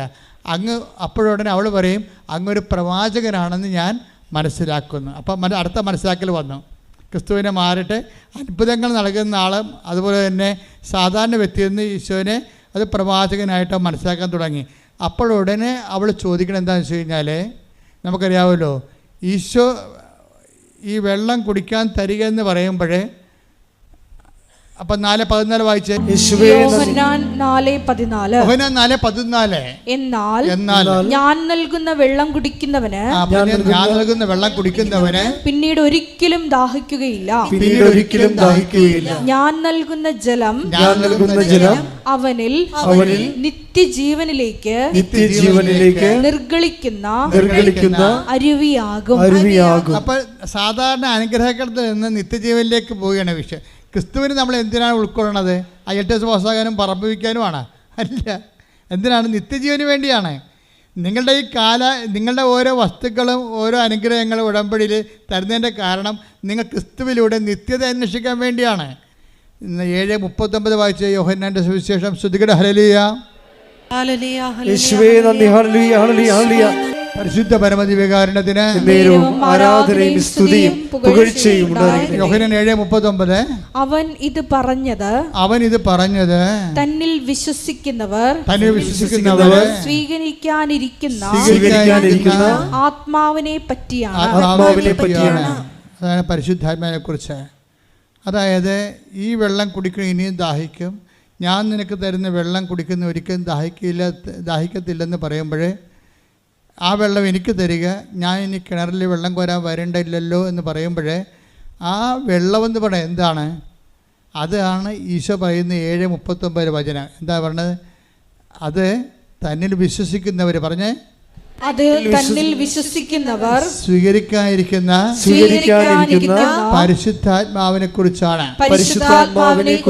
അപ്പം നമുക്കൊരു അനുഗ്രഹം കിട്ടിക്കഴിഞ്ഞാൽ, വിശ്വാസത്തിൻ്റെ പ്രഥമ പാഠം കഴിഞ്ഞാൽ പിന്നെ പക്വതയ്ക്ക് വളരണം എങ്ങനെയാണ്? പരിശുദ്ധാത്മാവിനെ സ്വീകരിച്ചുകൊണ്ടാണ്. അതാണ് കർത്താവ് പറഞ്ഞത്. മനസ്സിലായില്ലേ? എന്ന് പറഞ്ഞാൽ പക്വതയ്ക്ക് വളരണം എങ്ങനെയാണ്? പരിശുദ്ധാത്മാവിനെ സ്വീകരിച്ചുകൊണ്ടാണ്. പരിശുദ്ധാത്മാവിനെ സ്വീകരിക്കുന്നത് എന്തിനു വേണ്ടിയാണ്? അനുദിന ജീവിതത്തിന് വേണ്ടിയുള്ളതല്ല, നിത്യതയ്ക്ക് വേണ്ടി കൂടിയുള്ളതാണ്. വീട്ടിലെ അപ്പോൾ ഒരു അനുഗ്രഹം കിട്ടി സാക്ഷ്യം പറഞ്ഞാൽ നിങ്ങൾ പിന്നെ പ്രാർത്ഥിക്കേണ്ടത് എന്താണ്? കർത്താവേ, നിൻ്റെ വരദാനമായ പരിശുദ്ധാത്മാവിനാൽ എൻ്റെയും എൻ്റെ കുടുംബത്തെ നിറക്കണമേ. പറഞ്ഞേ, കർത്താവേ, നിൻ്റെ വരദാനമായ പരിശുദ്ധാത്മാവിനാൽ എന്നെയും എൻ്റെ കുടുംബത്തെയും നിറക്കണമേ. അപ്പം പരിശുദ്ധാത്മാവാണ് ശരിക്കും പറഞ്ഞാൽ അതിൻ്റെ പ്രഥമ പാഠം എന്ന് പറയുന്നത് അനുതാപമാണ്. അതുകൊണ്ടാണ് പത്രോസ് പറയത്തില്ലേ 7:2:38 എന്താ പറയണത്? നിങ്ങൾ പരിശുദ്ധാത്മാവിനെ സ്വീകരിക്കാൻ പറയുമ്പോൾ ഈശോ പറയും, പത്രോസ് ചോദിക്കും, പരിശുദ്ധാത്മാവിനെ സ്വീകരിക്കാൻ ഞങ്ങൾ എന്ത് ചെയ്യണം? അപ്പോൾ എന്താ? നിങ്ങൾ പശ്ചാത്തപിക്കണമെന്ന് പറയും. അപ്പോൾ എപ്പോഴും ബൈബിൾ എങ്ങനെ ഏത് കാലത്ത് വെളിപ്പെടുത്തിയാലും കണ്ടൻറ്റ് വൈസ് സെയിം ആയിരിക്കും. ഇവർ പരസ്പരം എഴുതപ്പെടുന്ന ആൾക്കാർ ചോക്ക് പോലെ ഇരിക്കുന്ന ആൾക്കാരാണ്. എഴുതുന്നത് പരിശുദ്ധാത്മാവാണ് എഴുതണമെങ്കിലും എഴുതുന്ന ആൾ ചോക്കാണ്. ചോക്ക് ഇപ്പോൾ അധ്യാപകൻ നമ്മൾ ടേബിളിൽ അല്ലെങ്കിൽ ബോർഡിൽ എഴുതണത് അധ്യാപകനാണ് എഴുതുന്നത്, ചോക്കാണ് എഴുതണത്. അധ്യാപകനല്ല എഴുതണത്, ചോക്ക് കൊണ്ടാണ് എഴുതണത്. ഇപ്പോൾ യോഹന്നാനൊക്കെ ഒരു ചോക്കാണ്, പത്രോസും ഒരു ചോക്കാണ്. അവരെ കൊണ്ട് പരിശുദ്ധാത്മാവ് എഴുതുന്നതാണ്, പല കാലങ്ങളിൽ എഴുതുന്നതാണ്. പക്ഷേ ആ എഴുതുന്ന ആൾ പരിശുദ്ധാത്മാവ് ആയതുകൊണ്ടും ഒരേ ഒരാളായത് കൊണ്ടും എവിടെ എന്ത് പറഞ്ഞാലും പരസ്പര വിരുദ്ധം ഉണ്ടാകത്തില്ല. ഇവിടെ എന്താ പറഞ്ഞത്? നിനക്ക് ഈ വെള്ളം കുടിച്ചാൽ നീ ദാഹിക്കും അല്ലേ? ഞാൻ തരുന്ന വെള്ളം കുടിച്ചാൽ നിനക്ക് ദാഹിക്കത്തില്ല. ഞാൻ തരുന്ന വെള്ളം എന്താണ്? അത് 7:39 തന്നെ വിശ്വസിക്കാതിരുന്നവർ സ്വീകരിക്കാതിരുന്ന പരിശുദ്ധാത്മാവിനെ കുറിച്ചാണ് അവൻ പറഞ്ഞത്. ഈ ആത്മാവിനെ കിട്ടാൻ എന്താ പറയണം? എന്താ മാർഗം? ഈ ആത്മാവിനെ കിട്ടാൻ പശ്ചാത്താപം തന്നെ പറയണം. പോയി ഭർത്താവിനെ വിളിച്ചുകൊണ്ട് വരണം. അപ്പോൾ പറഞ്ഞ് ഞാൻ എൻ്റെ ഇപ്പോൾ അപ്പോൾ എനിക്ക് ഭർത്താവില്ല, നിനക്ക് ഭർത്താവില്ലെന്ന് പറഞ്ഞ് ശരിയാണ്. 5 ഭർത്താക്കന്മാരുണ്ടായിരുന്നു, ഇപ്പോഴുള്ള ആൾ നിൻ്റെ ഭർത്താവല്ല എന്ന് പറയുമ്പോഴേ അനുതാപത്തിലേക്ക് അവളെ കൊണ്ടുവരികയാണ് ശരിക്കും പറഞ്ഞാൽ. ഇത് തന്നെ സഭ സ്ഥാപിക്കപ്പെടുമ്പോഴും പത്രോസിലൂടെ പറഞ്ഞ അതാണ്, ഈ ആത്മാവിനെ സ്വീകരിക്കാൻ ഞങ്ങൾ എന്ത് ചെയ്യണമെന്ന് ചോദിക്കും. അപ്പോൾ എന്താ പത്രോസ് പറയണത്? അപ്പോസ്തല പ്രവർത്തനങ്ങൾ 2:38. പത്രോസ് പറഞ്ഞു നിങ്ങൾ പശ്ചാത്തപിക്കുവിൻ, പാപമോചനത്തിനായി എല്ലാവരും യേശുക്രിസ്തുവിന്റെ നാമത്തിൽ സ്നാനം സ്വീകരിക്കുവിൻ. പരിശുദ്ധാത്മാവിന്റെ ദാനം നിങ്ങൾക്ക് ലഭിക്കും. പരിശുദ്ധാത്മ ദാനം കിട്ടാനുള്ള മാർഗം എന്താണ്? പശ്ചാത്താപം തന്നെയാണ്. അവിടെ ഇത് തന്നെയാണ് ഈശോ സമരക്കാരോട് പറഞ്ഞത്, ഇത് തന്നെയാണ് ഈശോ പത്രോസിനോടും പറഞ്ഞത്. പറഞ്ഞിരിക്കുന്ന ഉപദേശങ്ങളിലും നിർദ്ദേശങ്ങളും ഒന്നും വ്യത്യാസമില്ല, സെയിം തന്നെയാണ്. അപ്പോൾ ഈ അടയാളങ്ങൾ കാണുമ്പോൾ എന്താ ഉദ്ദേശിക്കുന്നത്? അടയാളങ്ങളും അത്ഭുതങ്ങളും വരുമ്പോൾ അതിൻ്റെ ഉദ്ദേശം എന്താണ്? കർത്താവേ, നീ ഞങ്ങളെ വിട്ടു പോകണമേ എന്ന് പത്രോസ് പറയുന്നില്ല അത്ഭുതം കാണുമ്പോൾ. ലൂക്ക 5:7 അവർ മറ്റേ വെള്ളത്തിൽ ഉണ്ടായിരുന്ന കൂട്ടുകാരെ ആംഗ്യം കാണിച്ച്. അപ്പോൾ അത്ഭുതകരമായ മീൻപിടുത്തമാണ്. കടലിൽ ഒരു കരിനന്തം പോലും ഇല്ലാത്ത കാലത്ത് കർത്താവ് സമർത്ഥമായ മത്സ്യവിളയാളികളെ അനുഗ്രഹിക്കുന്ന അനുഗ്രഹം കൊടുക്കണം അവർക്ക്, ആ ആധിക്യം. അപ്പം മറ്റു വള്ളക്കാർ ഈ വള്ളം മുങ്ങണ കാരണം മറ്റു വള്ളക്കാരെയും കൂടി പത്രോസ് കൈകൊണ്ട് ആ നൻപ് കാട്ടി വിളിക്കും. എന്നിട്ട് 2 വള്ളങ്ങളും മുങ്ങാറാവോളം നിറക്കും. അടുത്ത വായിച്ചേ. ശിമയോൻ പത്രോസ് ഇത് കണ്ടപ്പോൾ യേശുവിന്റെ കാൽക്കൽ വീണ് കർത്താവേ, എന്നിൽ നിന്ന് അകന്നു പോകണമേ, ഞാൻ പാപിയാണ് എന്ന് പറഞ്ഞു.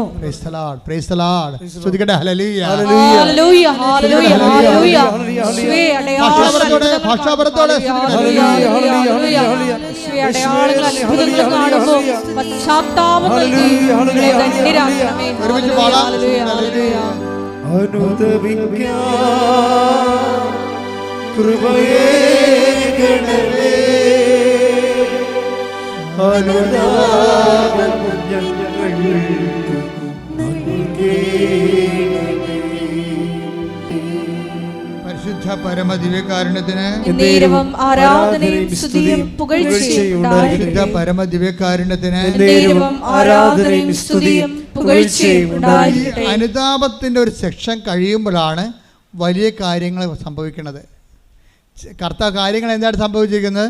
കർത്താവ് കാര്യങ്ങളെ രണ്ടായിട്ട് തിരിക്കുന്നു. ചെറിയ കാര്യങ്ങളും ഇവയേക്കാൾ വലിയ കാര്യങ്ങളും. വലിയ കാര്യങ്ങൾ സംഭവിക്കുന്നത് എപ്പോഴാണ്? ഞാൻ എൻ്റെ പിതാവിൻ്റെ അടുത്ത് പോവുകയും ഇതിനേക്കാൾ വലിയ കാര്യങ്ങൾ നിങ്ങൾ ദർശിക്കുകയും ചെയ്യുമെന്ന് പറയും. ഈ വലിയ കാര്യങ്ങൾ നമ്മൾ ദർശിക്കുന്നത് എപ്പോഴാണ്? കർത്താവ് പിതാവിൻ്റെ അടുത്ത് പോകണം. പിതാവിൻ്റെ അടുത്ത് പോണത് എന്തിനു വേണ്ടിയാണ്? ഞാൻ എൻ്റെ പിതാവിനോട് ചോദിക്കുകയും. Take the word of God. യോഹന്നാൻ 14:16 ഞാൻ പിതാവിനോട് അപേക്ഷിക്കുകയും. അതാണ് പിതാവിൻ്റെ അടുത്ത് പോകണം. നമ്മൾ വലിയ കാര്യങ്ങൾ ദർശിക്കേണ്ടത് എങ്ങനെയാണ്? ഞാൻ പിതാവിൻ്റെ അടുത്ത് പോകുമ്പോൾ വലിയ കാര്യങ്ങൾ ദർശിക്കുമെന്ന് പറഞ്ഞാൽ പോകുമ്പോൾ എന്താണ് സംഭവിക്കുന്നത്? 14:16 എന്താ പറയണത്? ഞാൻ എൻ്റെ പിതാവിനോട് അടുത്ത് പോവുകയും പിതാവിനോട് ചോദിക്കുകയും. അടുത്ത വായിച്ച എന്നേക്കും നിങ്ങളോട് കൂടെ ആയിരിക്കാൻ. എന്നേക്കും പറഞ്ഞ എന്നേക്കും നിത്യത വരെ നിങ്ങളോട് കൂടെ ആയിരിക്കുവാൻ മറ്റൊരു സഹായകനെ അവിടുന്ന് നിങ്ങൾക്ക് തരികയും ചെയ്യും. ശ്രദ്ധിക്കട്ടെ. ഹല്ലേലൂയ. ഞങ്ങൾക്ക് സഹായകനെ വാഗ്ദാനം ചെയ്ത പിതാവിന്റെ സ്നേഹത്തിന് നന്ദി പറയുന്നു. ദൈവമേ വരണേ, നിന്റെ ഉള്ളിൽ വസിക്കാൻ വരണേ, ആത്മാവാം ദൈവമേ വരണേ, നിന്റെ ഉള്ളിൽ വസിക്കാൻ വരണേ, ദാഹിച്ചു നിന്നെ ഞാൻ തേടുന്നു, സ്വർഗം തുറന്നിറങ്ങി നീ വരണേ, ദാഹിച്ചു നിന്നെ ഞാൻ തേടുന്നു, സ്വർഗം തുറന്നിറങ്ങി നീ വരണേ, ആത്മാവാം ദൈവമേ വരണേ. പരിശുദ്ധ പരമദിവ്യകാരുണ്യത്തിന് ആരാധനയും സ്തുതിയും പുകഴ്ചയും ഉണ്ടായിരിക്കട്ടെ. ഇവരുടെ അനുതാപത്തിൻ്റെയും പശ്ചാത്താപത്തിൻ്റെയും കണ്ടന്റ് വൈസ് പാപത്തെക്കുറിച്ചുള്ള ഒരു ദുഃഖമോ പാപം ഉപേക്ഷിക്കലോ മാത്രമല്ല, മറിച്ച് എന്താണ്, ഇവർ രണ്ടുപേരും ഈ പത്രോസും സമരിയക്കാരത്തെയും ക്രിസ്തുവിലേക്ക് വരുന്നതിന് മുമ്പ് ഒരു ട്രാൻസിഷൻ സംഭവിക്കുന്നുണ്ട്. രണ്ടുപേരും അതായത് പത്രോസ് നീ ക്രിസ്തുവാണെന്ന് പറയുന്ന ഇടവേതാണെന്നറിയാവോ? Caesarea Philippi. അതായത് ഫിലിപ്പ് എന്ന് പറഞ്ഞ ഒരു ഗവർണറാണ്, ഇസ്രായേലിലെ ഗവർണറാണ്. കെസർ എന്ന് പറഞ്ഞ സീസർ, റോമിലെ ചക്രവർത്തിക്ക് വേണ്ടി ഭരിക്കുന്ന ടെട്രാക്കായ പ്രവിശ്യ തലവനായ ഫിലിപ്പ് ഒരു ദേവാലയം പണിതു. അതാണ് കെസറിയ ഒരു സിറ്റി പണിതിട്ട് അവിടെ ഒരു വലിയ ക്ഷേത്രം പണിയും. അതിൻ്റെ പുറത്ത് കുറേ ദേവതകളെ സൃഷ്ടിക്കുക. ആ ദേവതകളുടെ മുമ്പിൽ കെസറിയ ഫിലിപ്പിയിലാണ് ഈ പത്രോസ് വന്ന് പെടുന്നത്. അവിടെ വെച്ചാണ് കർത്താവ് ചോദിക്കുന്നത്, whom do you say that I am? Take the word of God. മത്തായി 16:13. യേശു കേസറിയ ഫിലിപ്പി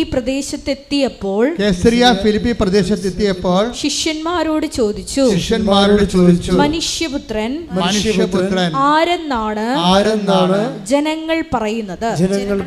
അവിടെയാണ് വിഷയം വന്നത്. കാര്യം ഈ ഫിലിപ്പ് ഗവർണറെ ഈ സീസറിനെ പ്രോത്സാഹിപ്പിക്കാൻ വേണ്ടി അദ്ദേഹത്തിൻ്റെ പല വിഗ്രഹങ്ങളെ ഇവിടെ സ്ഥാപിച്ചിട്ടുണ്ട്. ചക്രവർത്തിയുടെ വിഗ്രഹമുണ്ട്, പിന്നെ കുറഞ്ഞിട്ട് ചക്രവർത്തി ആരാധിക്കുന്ന ഡയാന ദേവിയുടെ വിഗ്രഹമുണ്ട്. പല വിഗ്രഹങ്ങൾ ഇങ്ങനെ ഈ മട്ടുപ്പാവൂർ ഈ കെസറിയ ഫിലിപ്പിയുടെ ക്ഷേത്രത്തിന് മുകളിലുണ്ട്. അപ്പോൾ പത്രോസിൻ്റെ ഇതിന് മുമ്പ് നിർത്തിയിട്ടാണ് ചോദിക്കുന്നത്, whom do you say that I am? എന്ന് ചോദിക്കുമ്പോൾ പത്രോസ് ഈ ക്ഷേത്രങ്ങളുടെ മുകളിലിരിക്കുന്ന എല്ലാ വിഗ്രഹങ്ങളെയും ഇങ്ങനെ നോക്കും. അപ്പോൾ ബറൂക്കിൻ്റെ പുസ്തകത്തിൽ എഴുതിയിട്ടുണ്ട്, എന്താണ്, അവയ്ക്ക് കണ്ണുണ്ട് പക്ഷെ കാണുന്നില്ല, അവയ്ക്ക് ചെവി കൊണ്ട് പക്ഷെ കേൾക്കുന്നില്ല, അവ സംസാരിക്കുന്നില്ല, അവയ്ക്ക് ജീവനില്ല. ഇത്രയും മനസ്സിലാക്കിയിട്ട് പത്രോസ് ഒരു നെടുവീർപ്പോടെ പറയും, ഇതുപോലെയുള്ള കണ്ണ് കാണാത്ത ചെവി കേൾക്കാത്ത ജീവനില്ലാത്ത ദൈവമല്ല നീ. U are Christ the son of the living God. നീ ജീവിക്കുന്ന ദൈവത്തിന്റെ പുത്രനായ മിശിഹ. കൈയടിക്കട്ടെ, സ്തുതിക്കട്ടെ. ഹല്ലേലൂയ, ഹല്ലേലൂയ, ഹല്ലേലൂയ, ഹല്ലേലൂയ, ആരാധന, ആരാധന, ഹല്ലേലൂയ. അത്യുന്നതനേ നിന്നെപ്പോലൊരു ദൈവമില്ല, ഉന്നതനേ അത്യുന്നതനേ നിന്നെപ്പോലൊരു ദൈവമില്ല. അത്ഭുതമാ അതിശയമാ നീ മാത്രമൻ ദൈവമെന്നും. അപ്പോൾ പത്രോസ് പറയും, ഇതുപോലുള്ള ഒരു ദൈവമല്ല നീ. നിന്നെ ഞാൻ കണ്ടു. നീ കണ്ണിന് കാഴ്ച കൊടുക്കണേ കണ്ടു, ചെവികൾക്ക് കേൾവി കൊടുക്കണേ കണ്ടു, ഊമന സംഭാഷണ ശക്തി കൊടുക്കണേ കണ്ടു, കടലും കീഴ് നടക്കുന്ന കണ്ടു.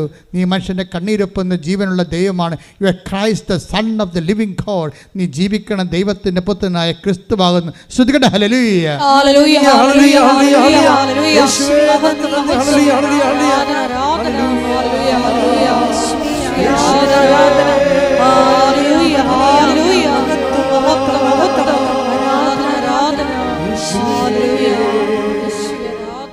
ജീവനുള്ള ദൈവത്തിൻ്റെ മിശിഹ പുത്രനാണ് നീ എന്ന് പറഞ്ഞ സമയത്ത് ഈശോ പറഞ്ഞു, ഇവിടെ വെച്ച് സാക്ഷരത, ഈ ക്ലാസ് അവസാനിക്കുകയാണ്. കർത്താവ് പറഞ്ഞു, ഈ ക്ലാസ് ഇവിടെ വെച്ച് അവസാനിക്കുകയാണ്. ഈ proclaim me myself as a മിശിഹ. നീ എന്നെ മിശിഹായായിട്ട്, രക്ഷകനായിട്ട്, ദൈവപുത്രനായിട്ട് ഏറ്റു പറഞ്ഞു. അത് നീയല്ല, അത് ഐ നോ ഇറ്റ്. അത് നീയല്ല, എൻ്റെ പിതാവിൻ്റെ പരിശുദ്ധാത്മാവാണ് നിന്നിലൂടെ സംസാരിച്ചത്.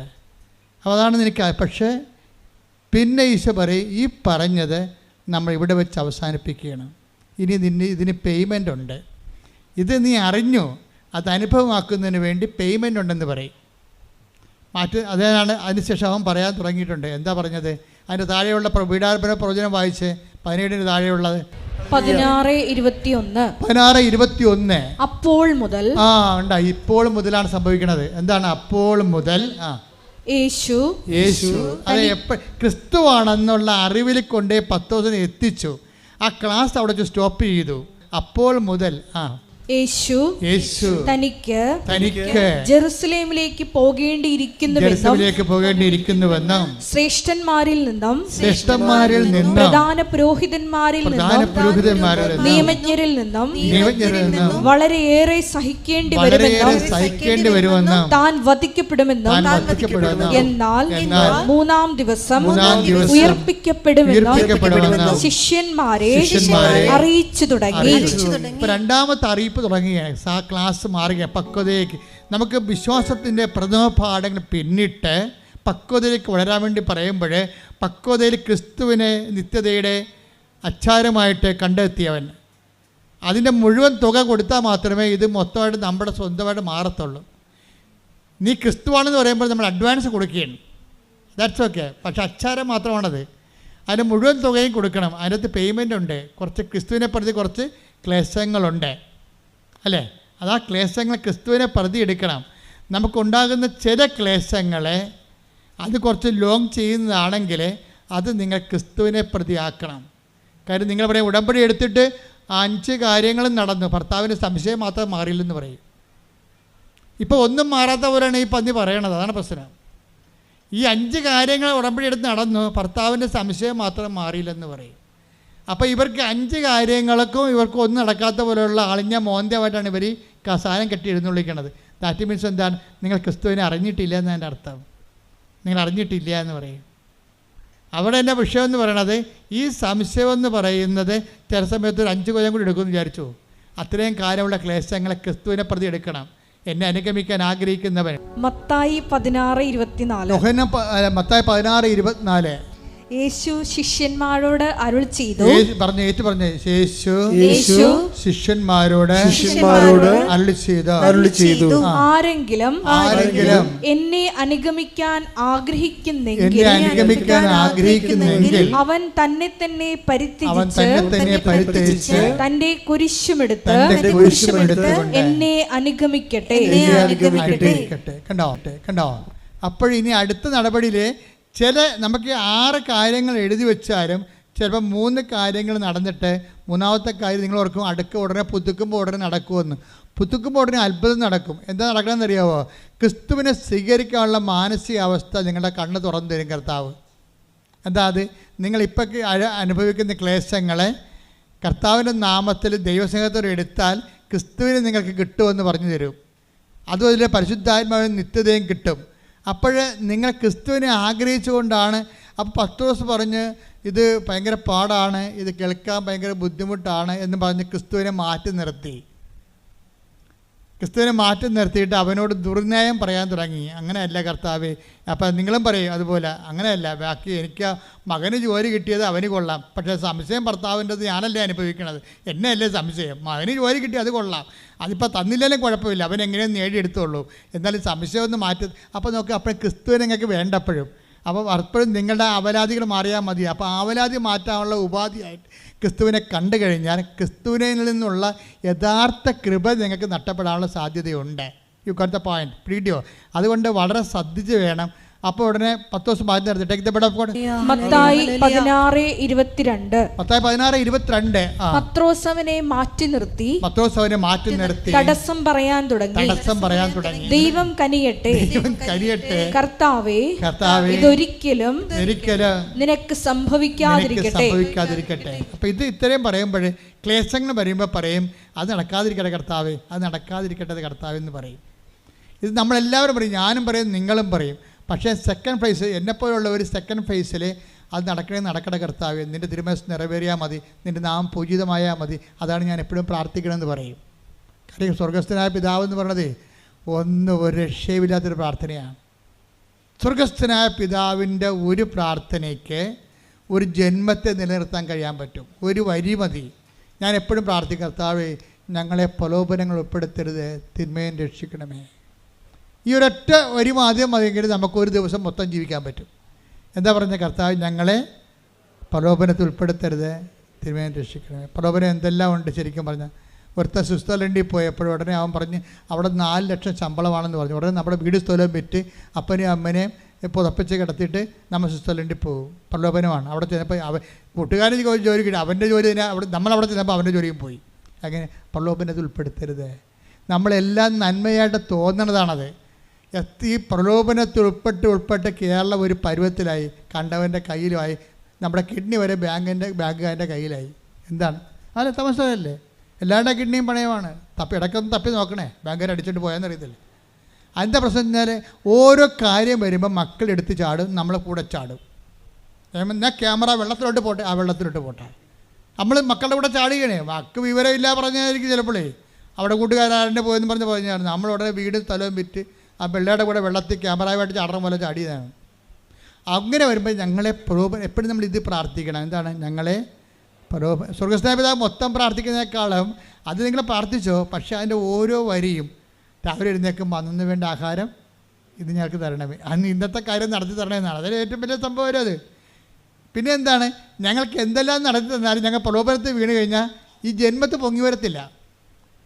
കാരണം നമ്മുടെ വീടും കുടിയും എല്ലാം പാട്ടത്തിലും കടത്തിലുമായി. നമ്മൾ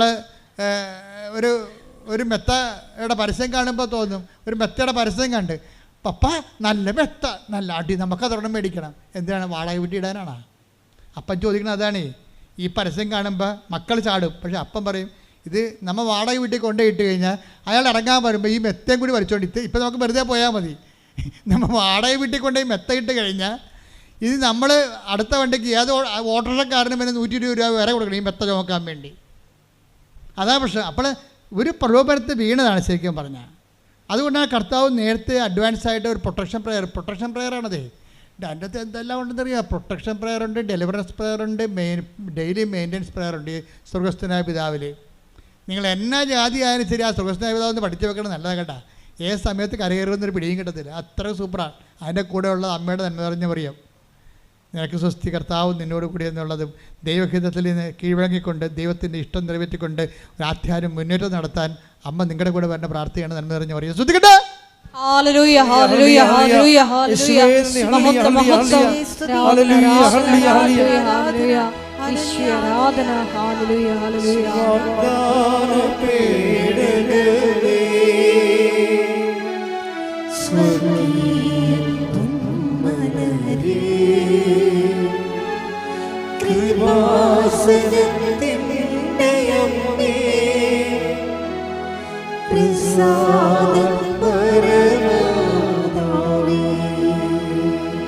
പരിശുദ്ധ പരമ ദിവ്യകാരുണ്യത്തിന് ആരാധനയും സ്തുതിയും പുകഴ്ചയും ഉണ്ടായിരിക്കട്ടെ. പരിശുദ്ധ പരമ ദിവ്യകാരുണ്യത്തിന് ആരാധനയും സ്തുതിയും പുകഴ്ചയും ഉണ്ടായിരിക്കട്ടെ. പത്രോസിന്റെ ക്രിസ്തുവിലേക്കുള്ള ദൂരത്തിൽ ഒരു ട്രാൻസിഷൻ എന്താണ്? ഒരു പെട്ടെന്നുള്ളൊരു ഷിഫ്റ്റിംഗ് വരുന്നുണ്ട്.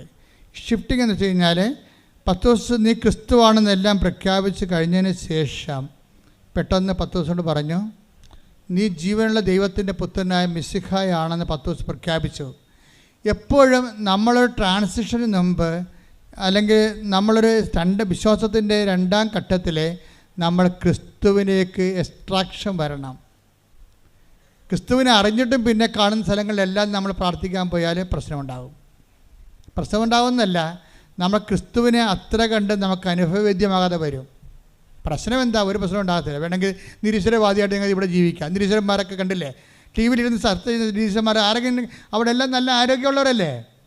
ടി വിയിൽ ചർച്ച ചെയ്യണമല്ല നിരീശ്വരന്മാരെന്ന് നോക്കി, എല്ലാവരും നല്ല ആരോഗ്യമുള്ളവരും സൗന്ദര്യമുള്ളവരുമാണ്. അപ്പോൾ സൗന്ദര്യവും ആരോഗ്യം ഉണ്ടാകണമെങ്കിൽ ഈശ്വരവിശ്വാസം വേണ്ടെന്ന് അവരെ കണ്ടാൽ മനസ്സിലാവും. നമ്മൾ ഈശ്വരൻ്റെ അടുത്ത് എന്തിനാണ് വിശ്വസിക്കുന്നത്? ഈ ഭൂമിക്ക് വേണ്ടിയല്ല, ഈ ഭൂമിക്ക് വേണ്ടി മാത്രമല്ല. Take the word of God 1 കൊരിന്ത്യർ 15:19 ഈ ജീവിതത്തിന് വേണ്ടി മാത്രം പറഞ്ഞ ഈ ജീവിതത്തിന് വേണ്ടി മാത്രം ക്രിസ്തുവിൽ പ്രത്യാശ വച്ചിട്ടുള്ളവരാണെങ്കിൽ നമ്മൾ എല്ലാ മനുഷ്യരെയും നിർഭാഗ്യരാണ്. മനസ്സിലായില്ലേ? അപ്പം ഈ ആരോഗ്യത്തിനും സൗന്ദര്യത്തിനും ജോലിക്കും പ്രൊമോഷനും പെൻഷനും PR-നും മാത്രമാണ് നിങ്ങൾ ക്രിസ്തുവിൽ പ്രത്യാശ അർപ്പിച്ചിട്ടുണ്ടെങ്കിൽ 1 കൊരിന്ത്യർ 15:19 പറയുന്നു, നിങ്ങളെല്ലാ മനുഷ്യരെക്കാളും എന്താണ്?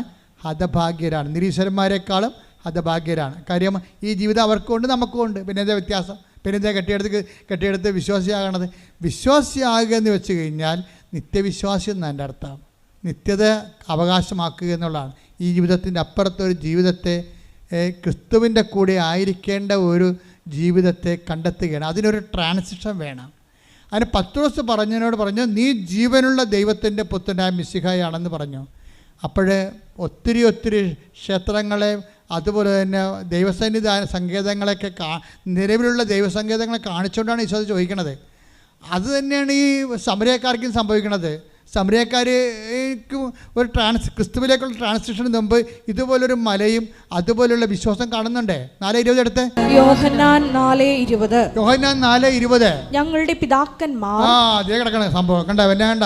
ഞങ്ങളുടെ പിതാക്കന്മാർ ഈ മലയിൽ ആരാധന നടത്തി. മൗണ്ട് ഗെരിസീം, അതാണ് മൗണ്ട് ഗെരിസീം, ഈ മലയിൽ ആരാധന നടത്തി.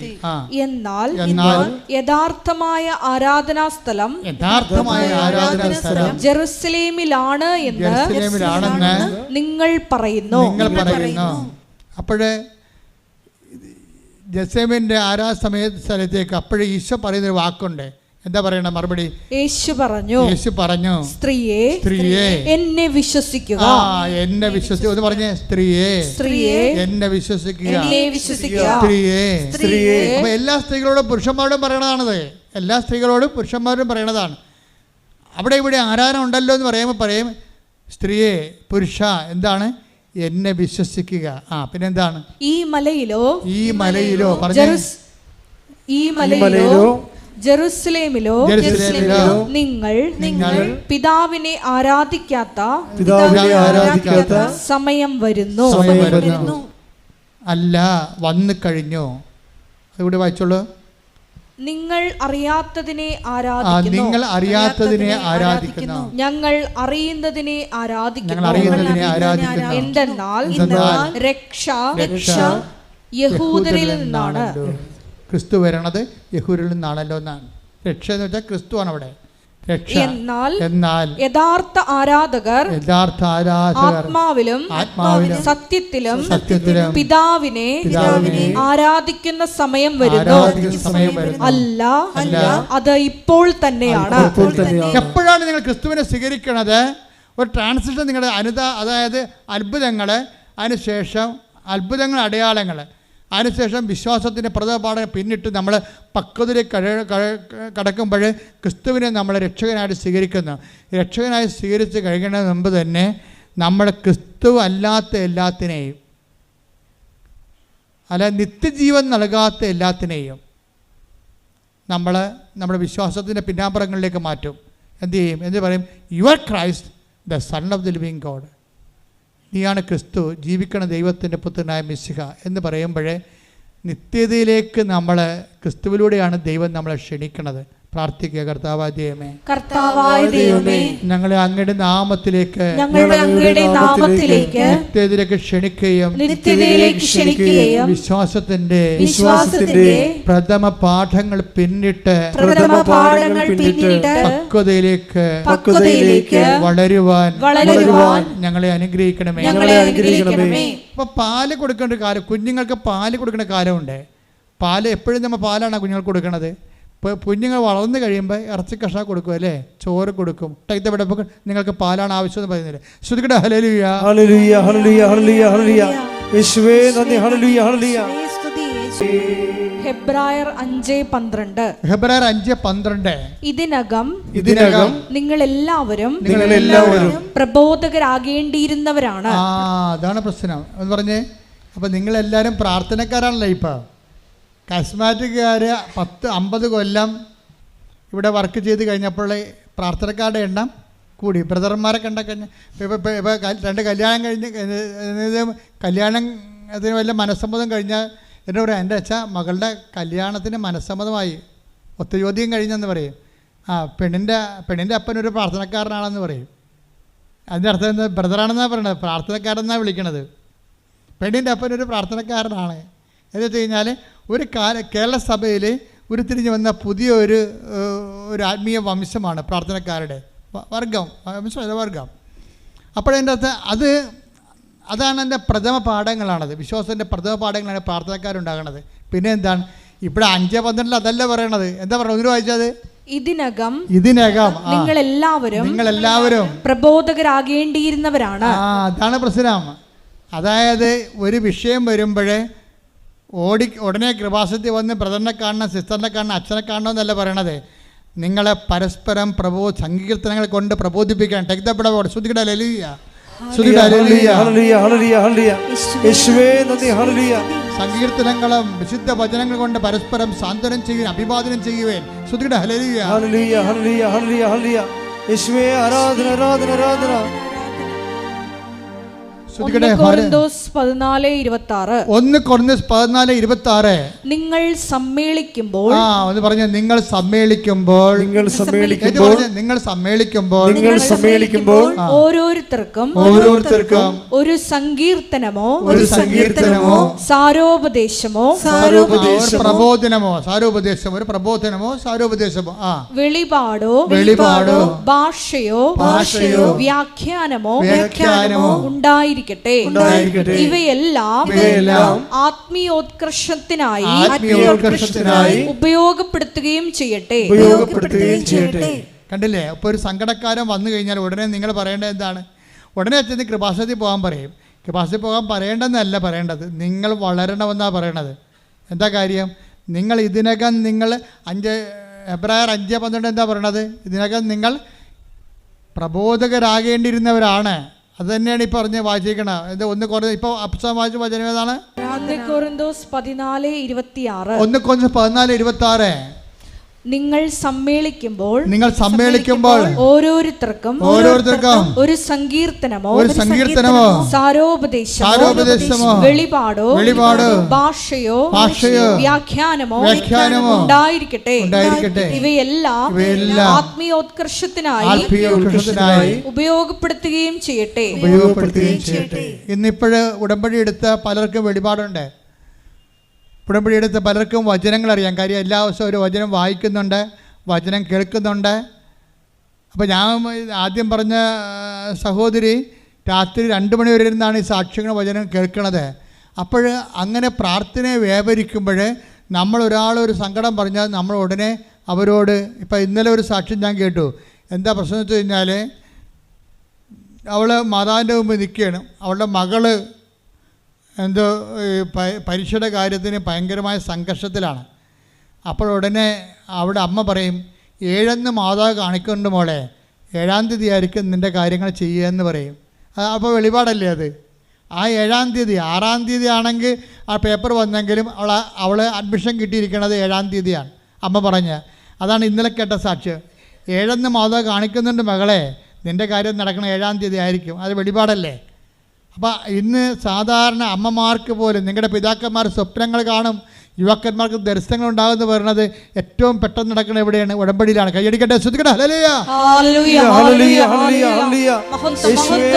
ആരാധന ആരാധന ഹല്ലേലൂയ ഹല്ലേലൂയ ഹല്ലേലൂയ യേശുവേ ആരാധന ഹല്ലേലൂയ. ഉടമ്പടി പ്രാർത്ഥനയിൽ ഉടനടി പരിഹാരവേഗം, ഉടമ്പടി പ്രാർത്ഥനയിൽ ഉടനടി പരിഹാരവേഗം,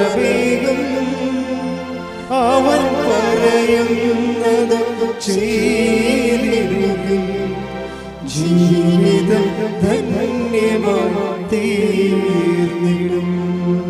എന്നെ പ്രാർത്ഥിക്കാൻ പഠിപ്പിക്കണമെന്ന് മാത്രമേ അപ്പോസ്തലന്മാർ ചോദിച്ചുള്ളൂ.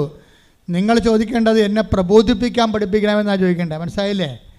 എന്നെ പ്രാർത്ഥിക്കാൻ. കാര്യം കർത്താവ് എന്താ പറയണത്?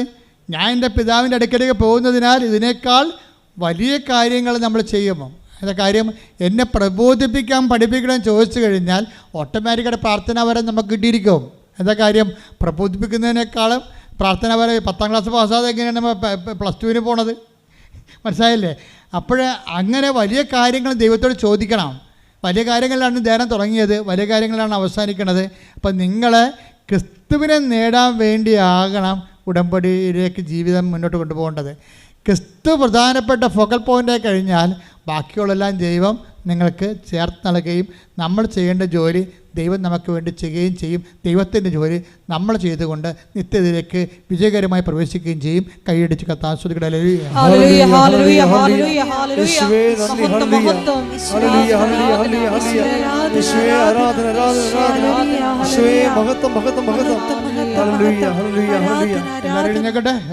എഴുന്നേക്കട്ടെ.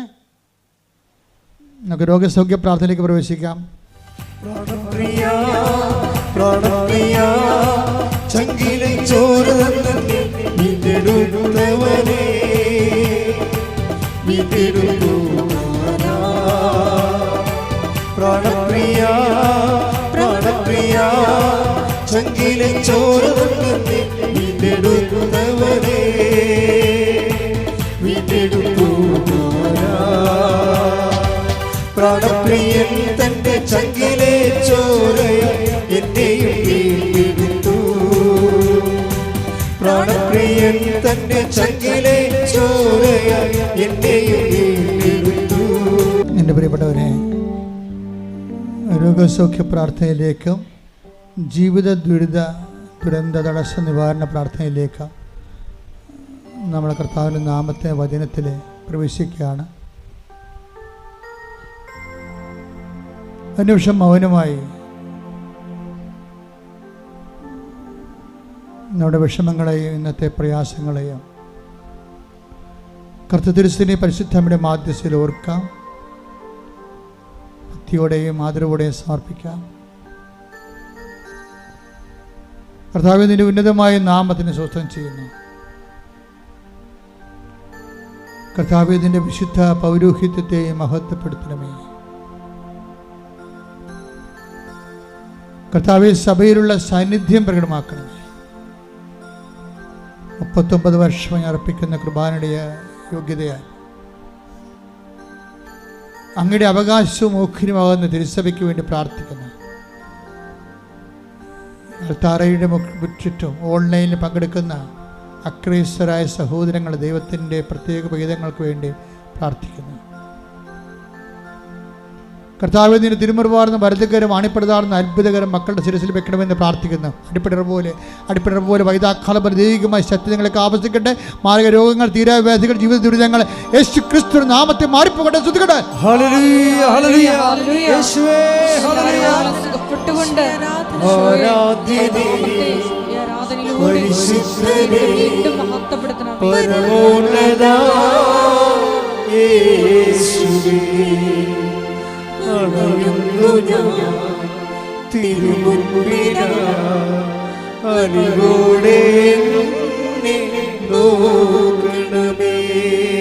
പരിശുദ്ധ പരമദിവ്യകാരുണ്യത്തിന് വീണ്ടും കൈകൾ കൂപ്പി കണ്ണുകൾ അടച്ച് കണ്ണീരിന് നിങ്ങളുടെ കണ്ണുനീരിന്റെ കാര്യങ്ങളെ ഓർത്തുകൊണ്ടിരിക്കുക.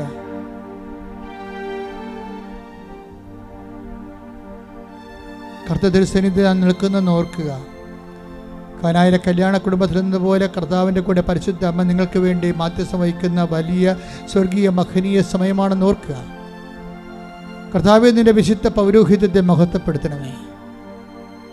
കർത്താവെ, സഭയിലുള്ള സാന്നിധ്യം പ്രകടമാക്കണമേ.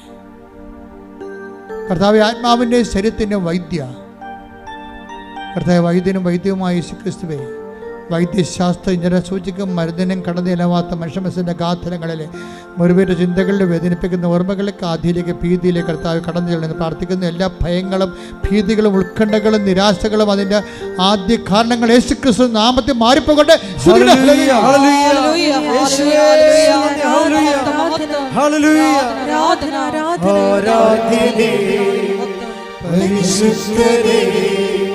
പരമോന്നതാ യേശുവേ, അണയുന്നു ഞാൻ തിരുമുൻപിലാ, അലിവോടെ നോക്കണമേ. ആരാധനേ പരിശുദ്ധനേ പരമോന്നതാ യേശുവേ, അണയുന്നു ഞാൻ തിരുമുൻപിലാ, അലിവോടെ നോക്കണമേ. കണ്ണുകളടച്ച കൈകൾ കൂപ്പി ശിരസമിച്ച കർത്താവിന്റെ തിരുസന്നിധിയിൽ ആദരവോടെ ആയിരിക്കുക. കർത്താവിന്റെ ഉന്നതമായ നാമത്തിന് സ്വസ്ഥം ചെയ്യുന്നു. കർത്താവ് സഭയിലുള്ള സാന്നിധ്യം നീ പ്രകടമാക്കണമേ. ഈ അൾത്താരയിൽ നടന്ന 10,000-കണക്കിന് ആരാധനയുടെ ശക്തിയാൽ അങ്ങയുടെ അടിയങ്ങൾ അങ്ങയുടെ മക്കൾക്ക് വേണ്ടി പ്രാർത്ഥിക്കുന്ന കർത്താവ് ആരാധ്യനെ, കർത്താവ് പരമോന്നതനെ, നിന്റെ തിരുമുറിവാർന്ന വലതുകരം ഓരോ മകളുടെ മേലും വെക്കണമേ എന്ന് പ്രാർത്ഥിക്കുന്ന നിരാശയെ നിബന്ധിച്ച മനുഷ്യർ, ജോലിയില്ലാത്തവർ, വീടില്ലാത്തവർ, വഴിയില്ലാത്തവർ, സാമ്പത്തിക ബാധ്യതകളുള്ളവർ, കേസുള്ളവർ, മക്കളെക്കുറിച്ച് വല്ലാത്ത വേവലാതിയും വേദന അനുഭവിക്കുന്നവർ, ജോലി നഷ്ടപ്പെട്ടവർ, നഷ്ടപ്പെടാൻ പോകുന്നവർ, അതിൻ്റെ പേര് കേസ് അയക്കുന്നവർ, ഗവൺമെൻറ് സർവീസിൽ നിന്നും സ്വകാര്യ സർവീസിൽ നിന്നും പുറത്ത് നിൽക്കുന്നവർ, എല്ലാവരെയും ഈ സമയത്ത് കണ്ണുനീരോടെ ഓർക്കുന്ന കർത്താവേ, അമ്മേ പരിശുദ്ധമേ, അവർക്ക് വീഞ്ഞില്ല, അവർക്ക് സമാധാനമില്ല, അവർക്ക് സന്ധിപ്പില്ല, അവർക്ക് ആശ്വാസമില്ല, അവർക്ക് ഉറങ്ങാൻ പറ്റണില്ല എന്ന് പറഞ്ഞുകൊണ്ട് കർത്താവ് അങ്ങനെ തിരുസന്നിധി ഞങ്ങൾ പ്രാർത്ഥിക്കുമ്പോൾ ആ പ്രാർത്ഥനകളെ പരിശുദ്ധമ ദേവമാതാവ് കർത്താവിന് തിരുസന്നിധി സമർപ്പിച്ചുകൊണ്ട് നിന്റെ ജീവിതത്തിലേക്ക് കർത്താവ് ദൈവികമായ കൃപ ചൊരിയണ സമയമാണ്. ശ്രുതികട്ടെ ശ്രുതികട്ടെ.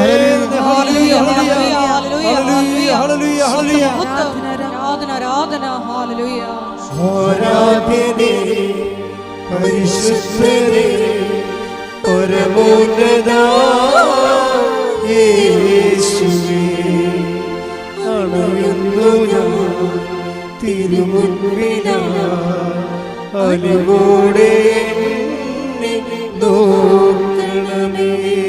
പരിശുദ്ധ പരമ ദിവ്യകാരുണ്യത്തിന് ആരാധനയും സ്തുതിയും പുകഴ്ചയും ഉണ്ടായിരിക്കട്ടെ. മക്കളെ കുറിച്ച് കൈകള് കുപ്പി, കണ്ണുകൾ അടച്ച്, ശിരസ് നമിച്ച്, സ്വന്തം കുടുംബത്തിലെ കണ്ണുനീര് ഓർത്തുകൊണ്ട് മാതാവിൻ്റെ കൈകളിൽ പിടിച്ചുകൊണ്ട് ഈശോയ്ക്ക് അത് ഏൽപ്പിക്കുന്ന വലിയ സമയമാണ്.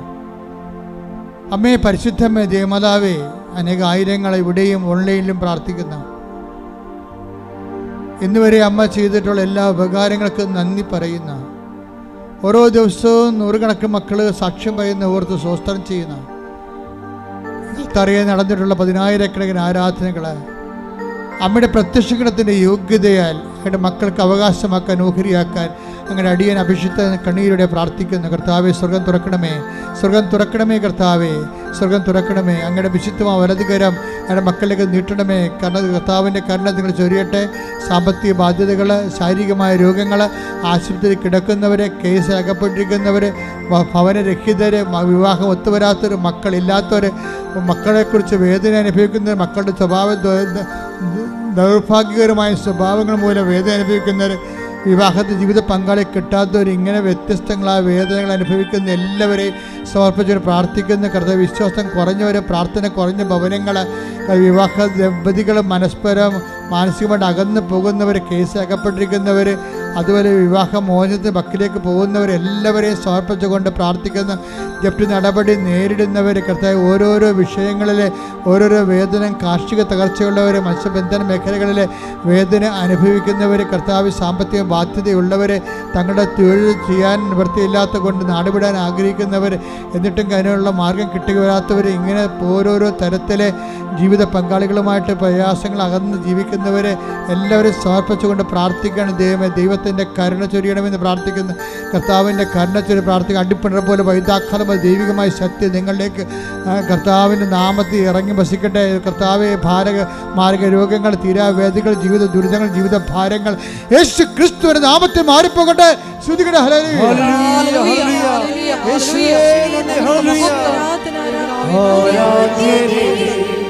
പരിശുദ്ധനേ, പരമോന്നതാ യേശുവേ, അണയുന്നു ഞാൻ തിരുമുൻപിനായി, അലിവോടെ നോക്കണമേ. ആരാധനേ, പരിശുദ്ധനേ, പരമോന്നതാ യേശുവേ, അണയുന്നു ഞാൻ തിരുമുൻപിനായി, അലിവോടെ നോക്കണമേ. എല്ലാവരും മുട്ടേ നിൽക്കുക. സമാപന ആശീർവാദം. ഒരിക്കൽ കൂടി മരിയനുടമ്പടിയിൽ സമർപ്പിച്ചിരിക്കുന്ന എല്ലാ വിഷയങ്ങളും കൃപാസനത്തിൽ പ്രത്യക്ഷയായ ദേവമാതാവിൻ്റെ മധ്യസ്ഥയിൽ ദിവ്യകാരുണ്യ സന്നിധിയിൽ സമർപ്പിച്ച് ഒരു നിമിഷം നമുക്ക് മൗനമായിട്ട് പ്രാർത്ഥിക്കാം. ഹെബ്രായർ 6:1 തിരുവചനമനുസരിച്ച് ദൈവവചനത്തിൻ്റെ പ്രഥമ പാഠങ്ങൾ പിന്നിട്ട് പക്വതയിലേക്ക് വളരുവാൻ ഈ ആരാധനയിലൂടെ ഞങ്ങളെ പ്രത്യേകമായി അഭിഷേകം ചെയ്യണമേ എന്ന് ഒരു നിമിഷം നമുക്ക് മൗനമായിട്ട് പ്രാർത്ഥിക്കാം.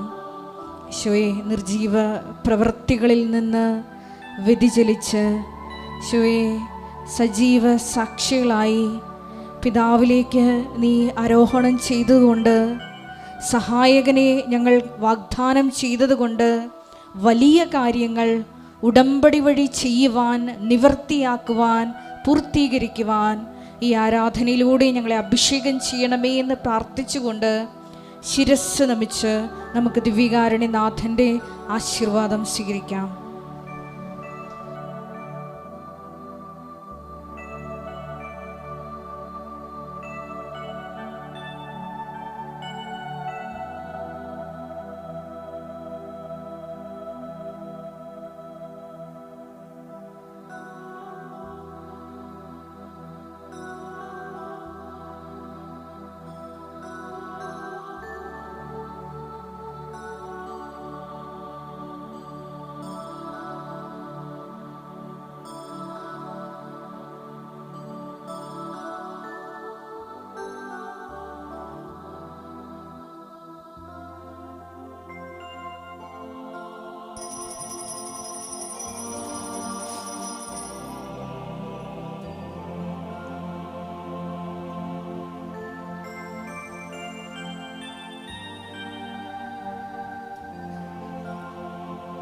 പരിശുദ്ധ പരമ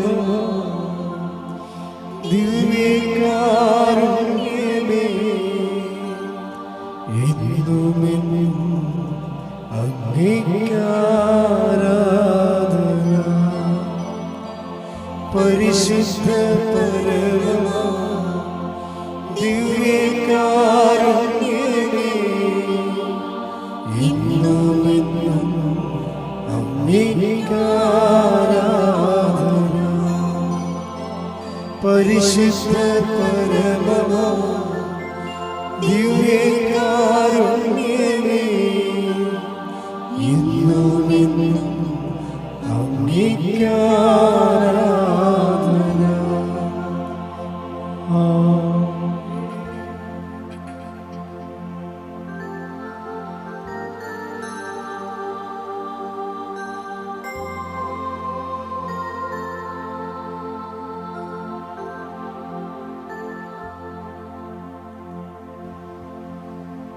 ആവേ ആവേ ആവേ മരിയ, ആവേ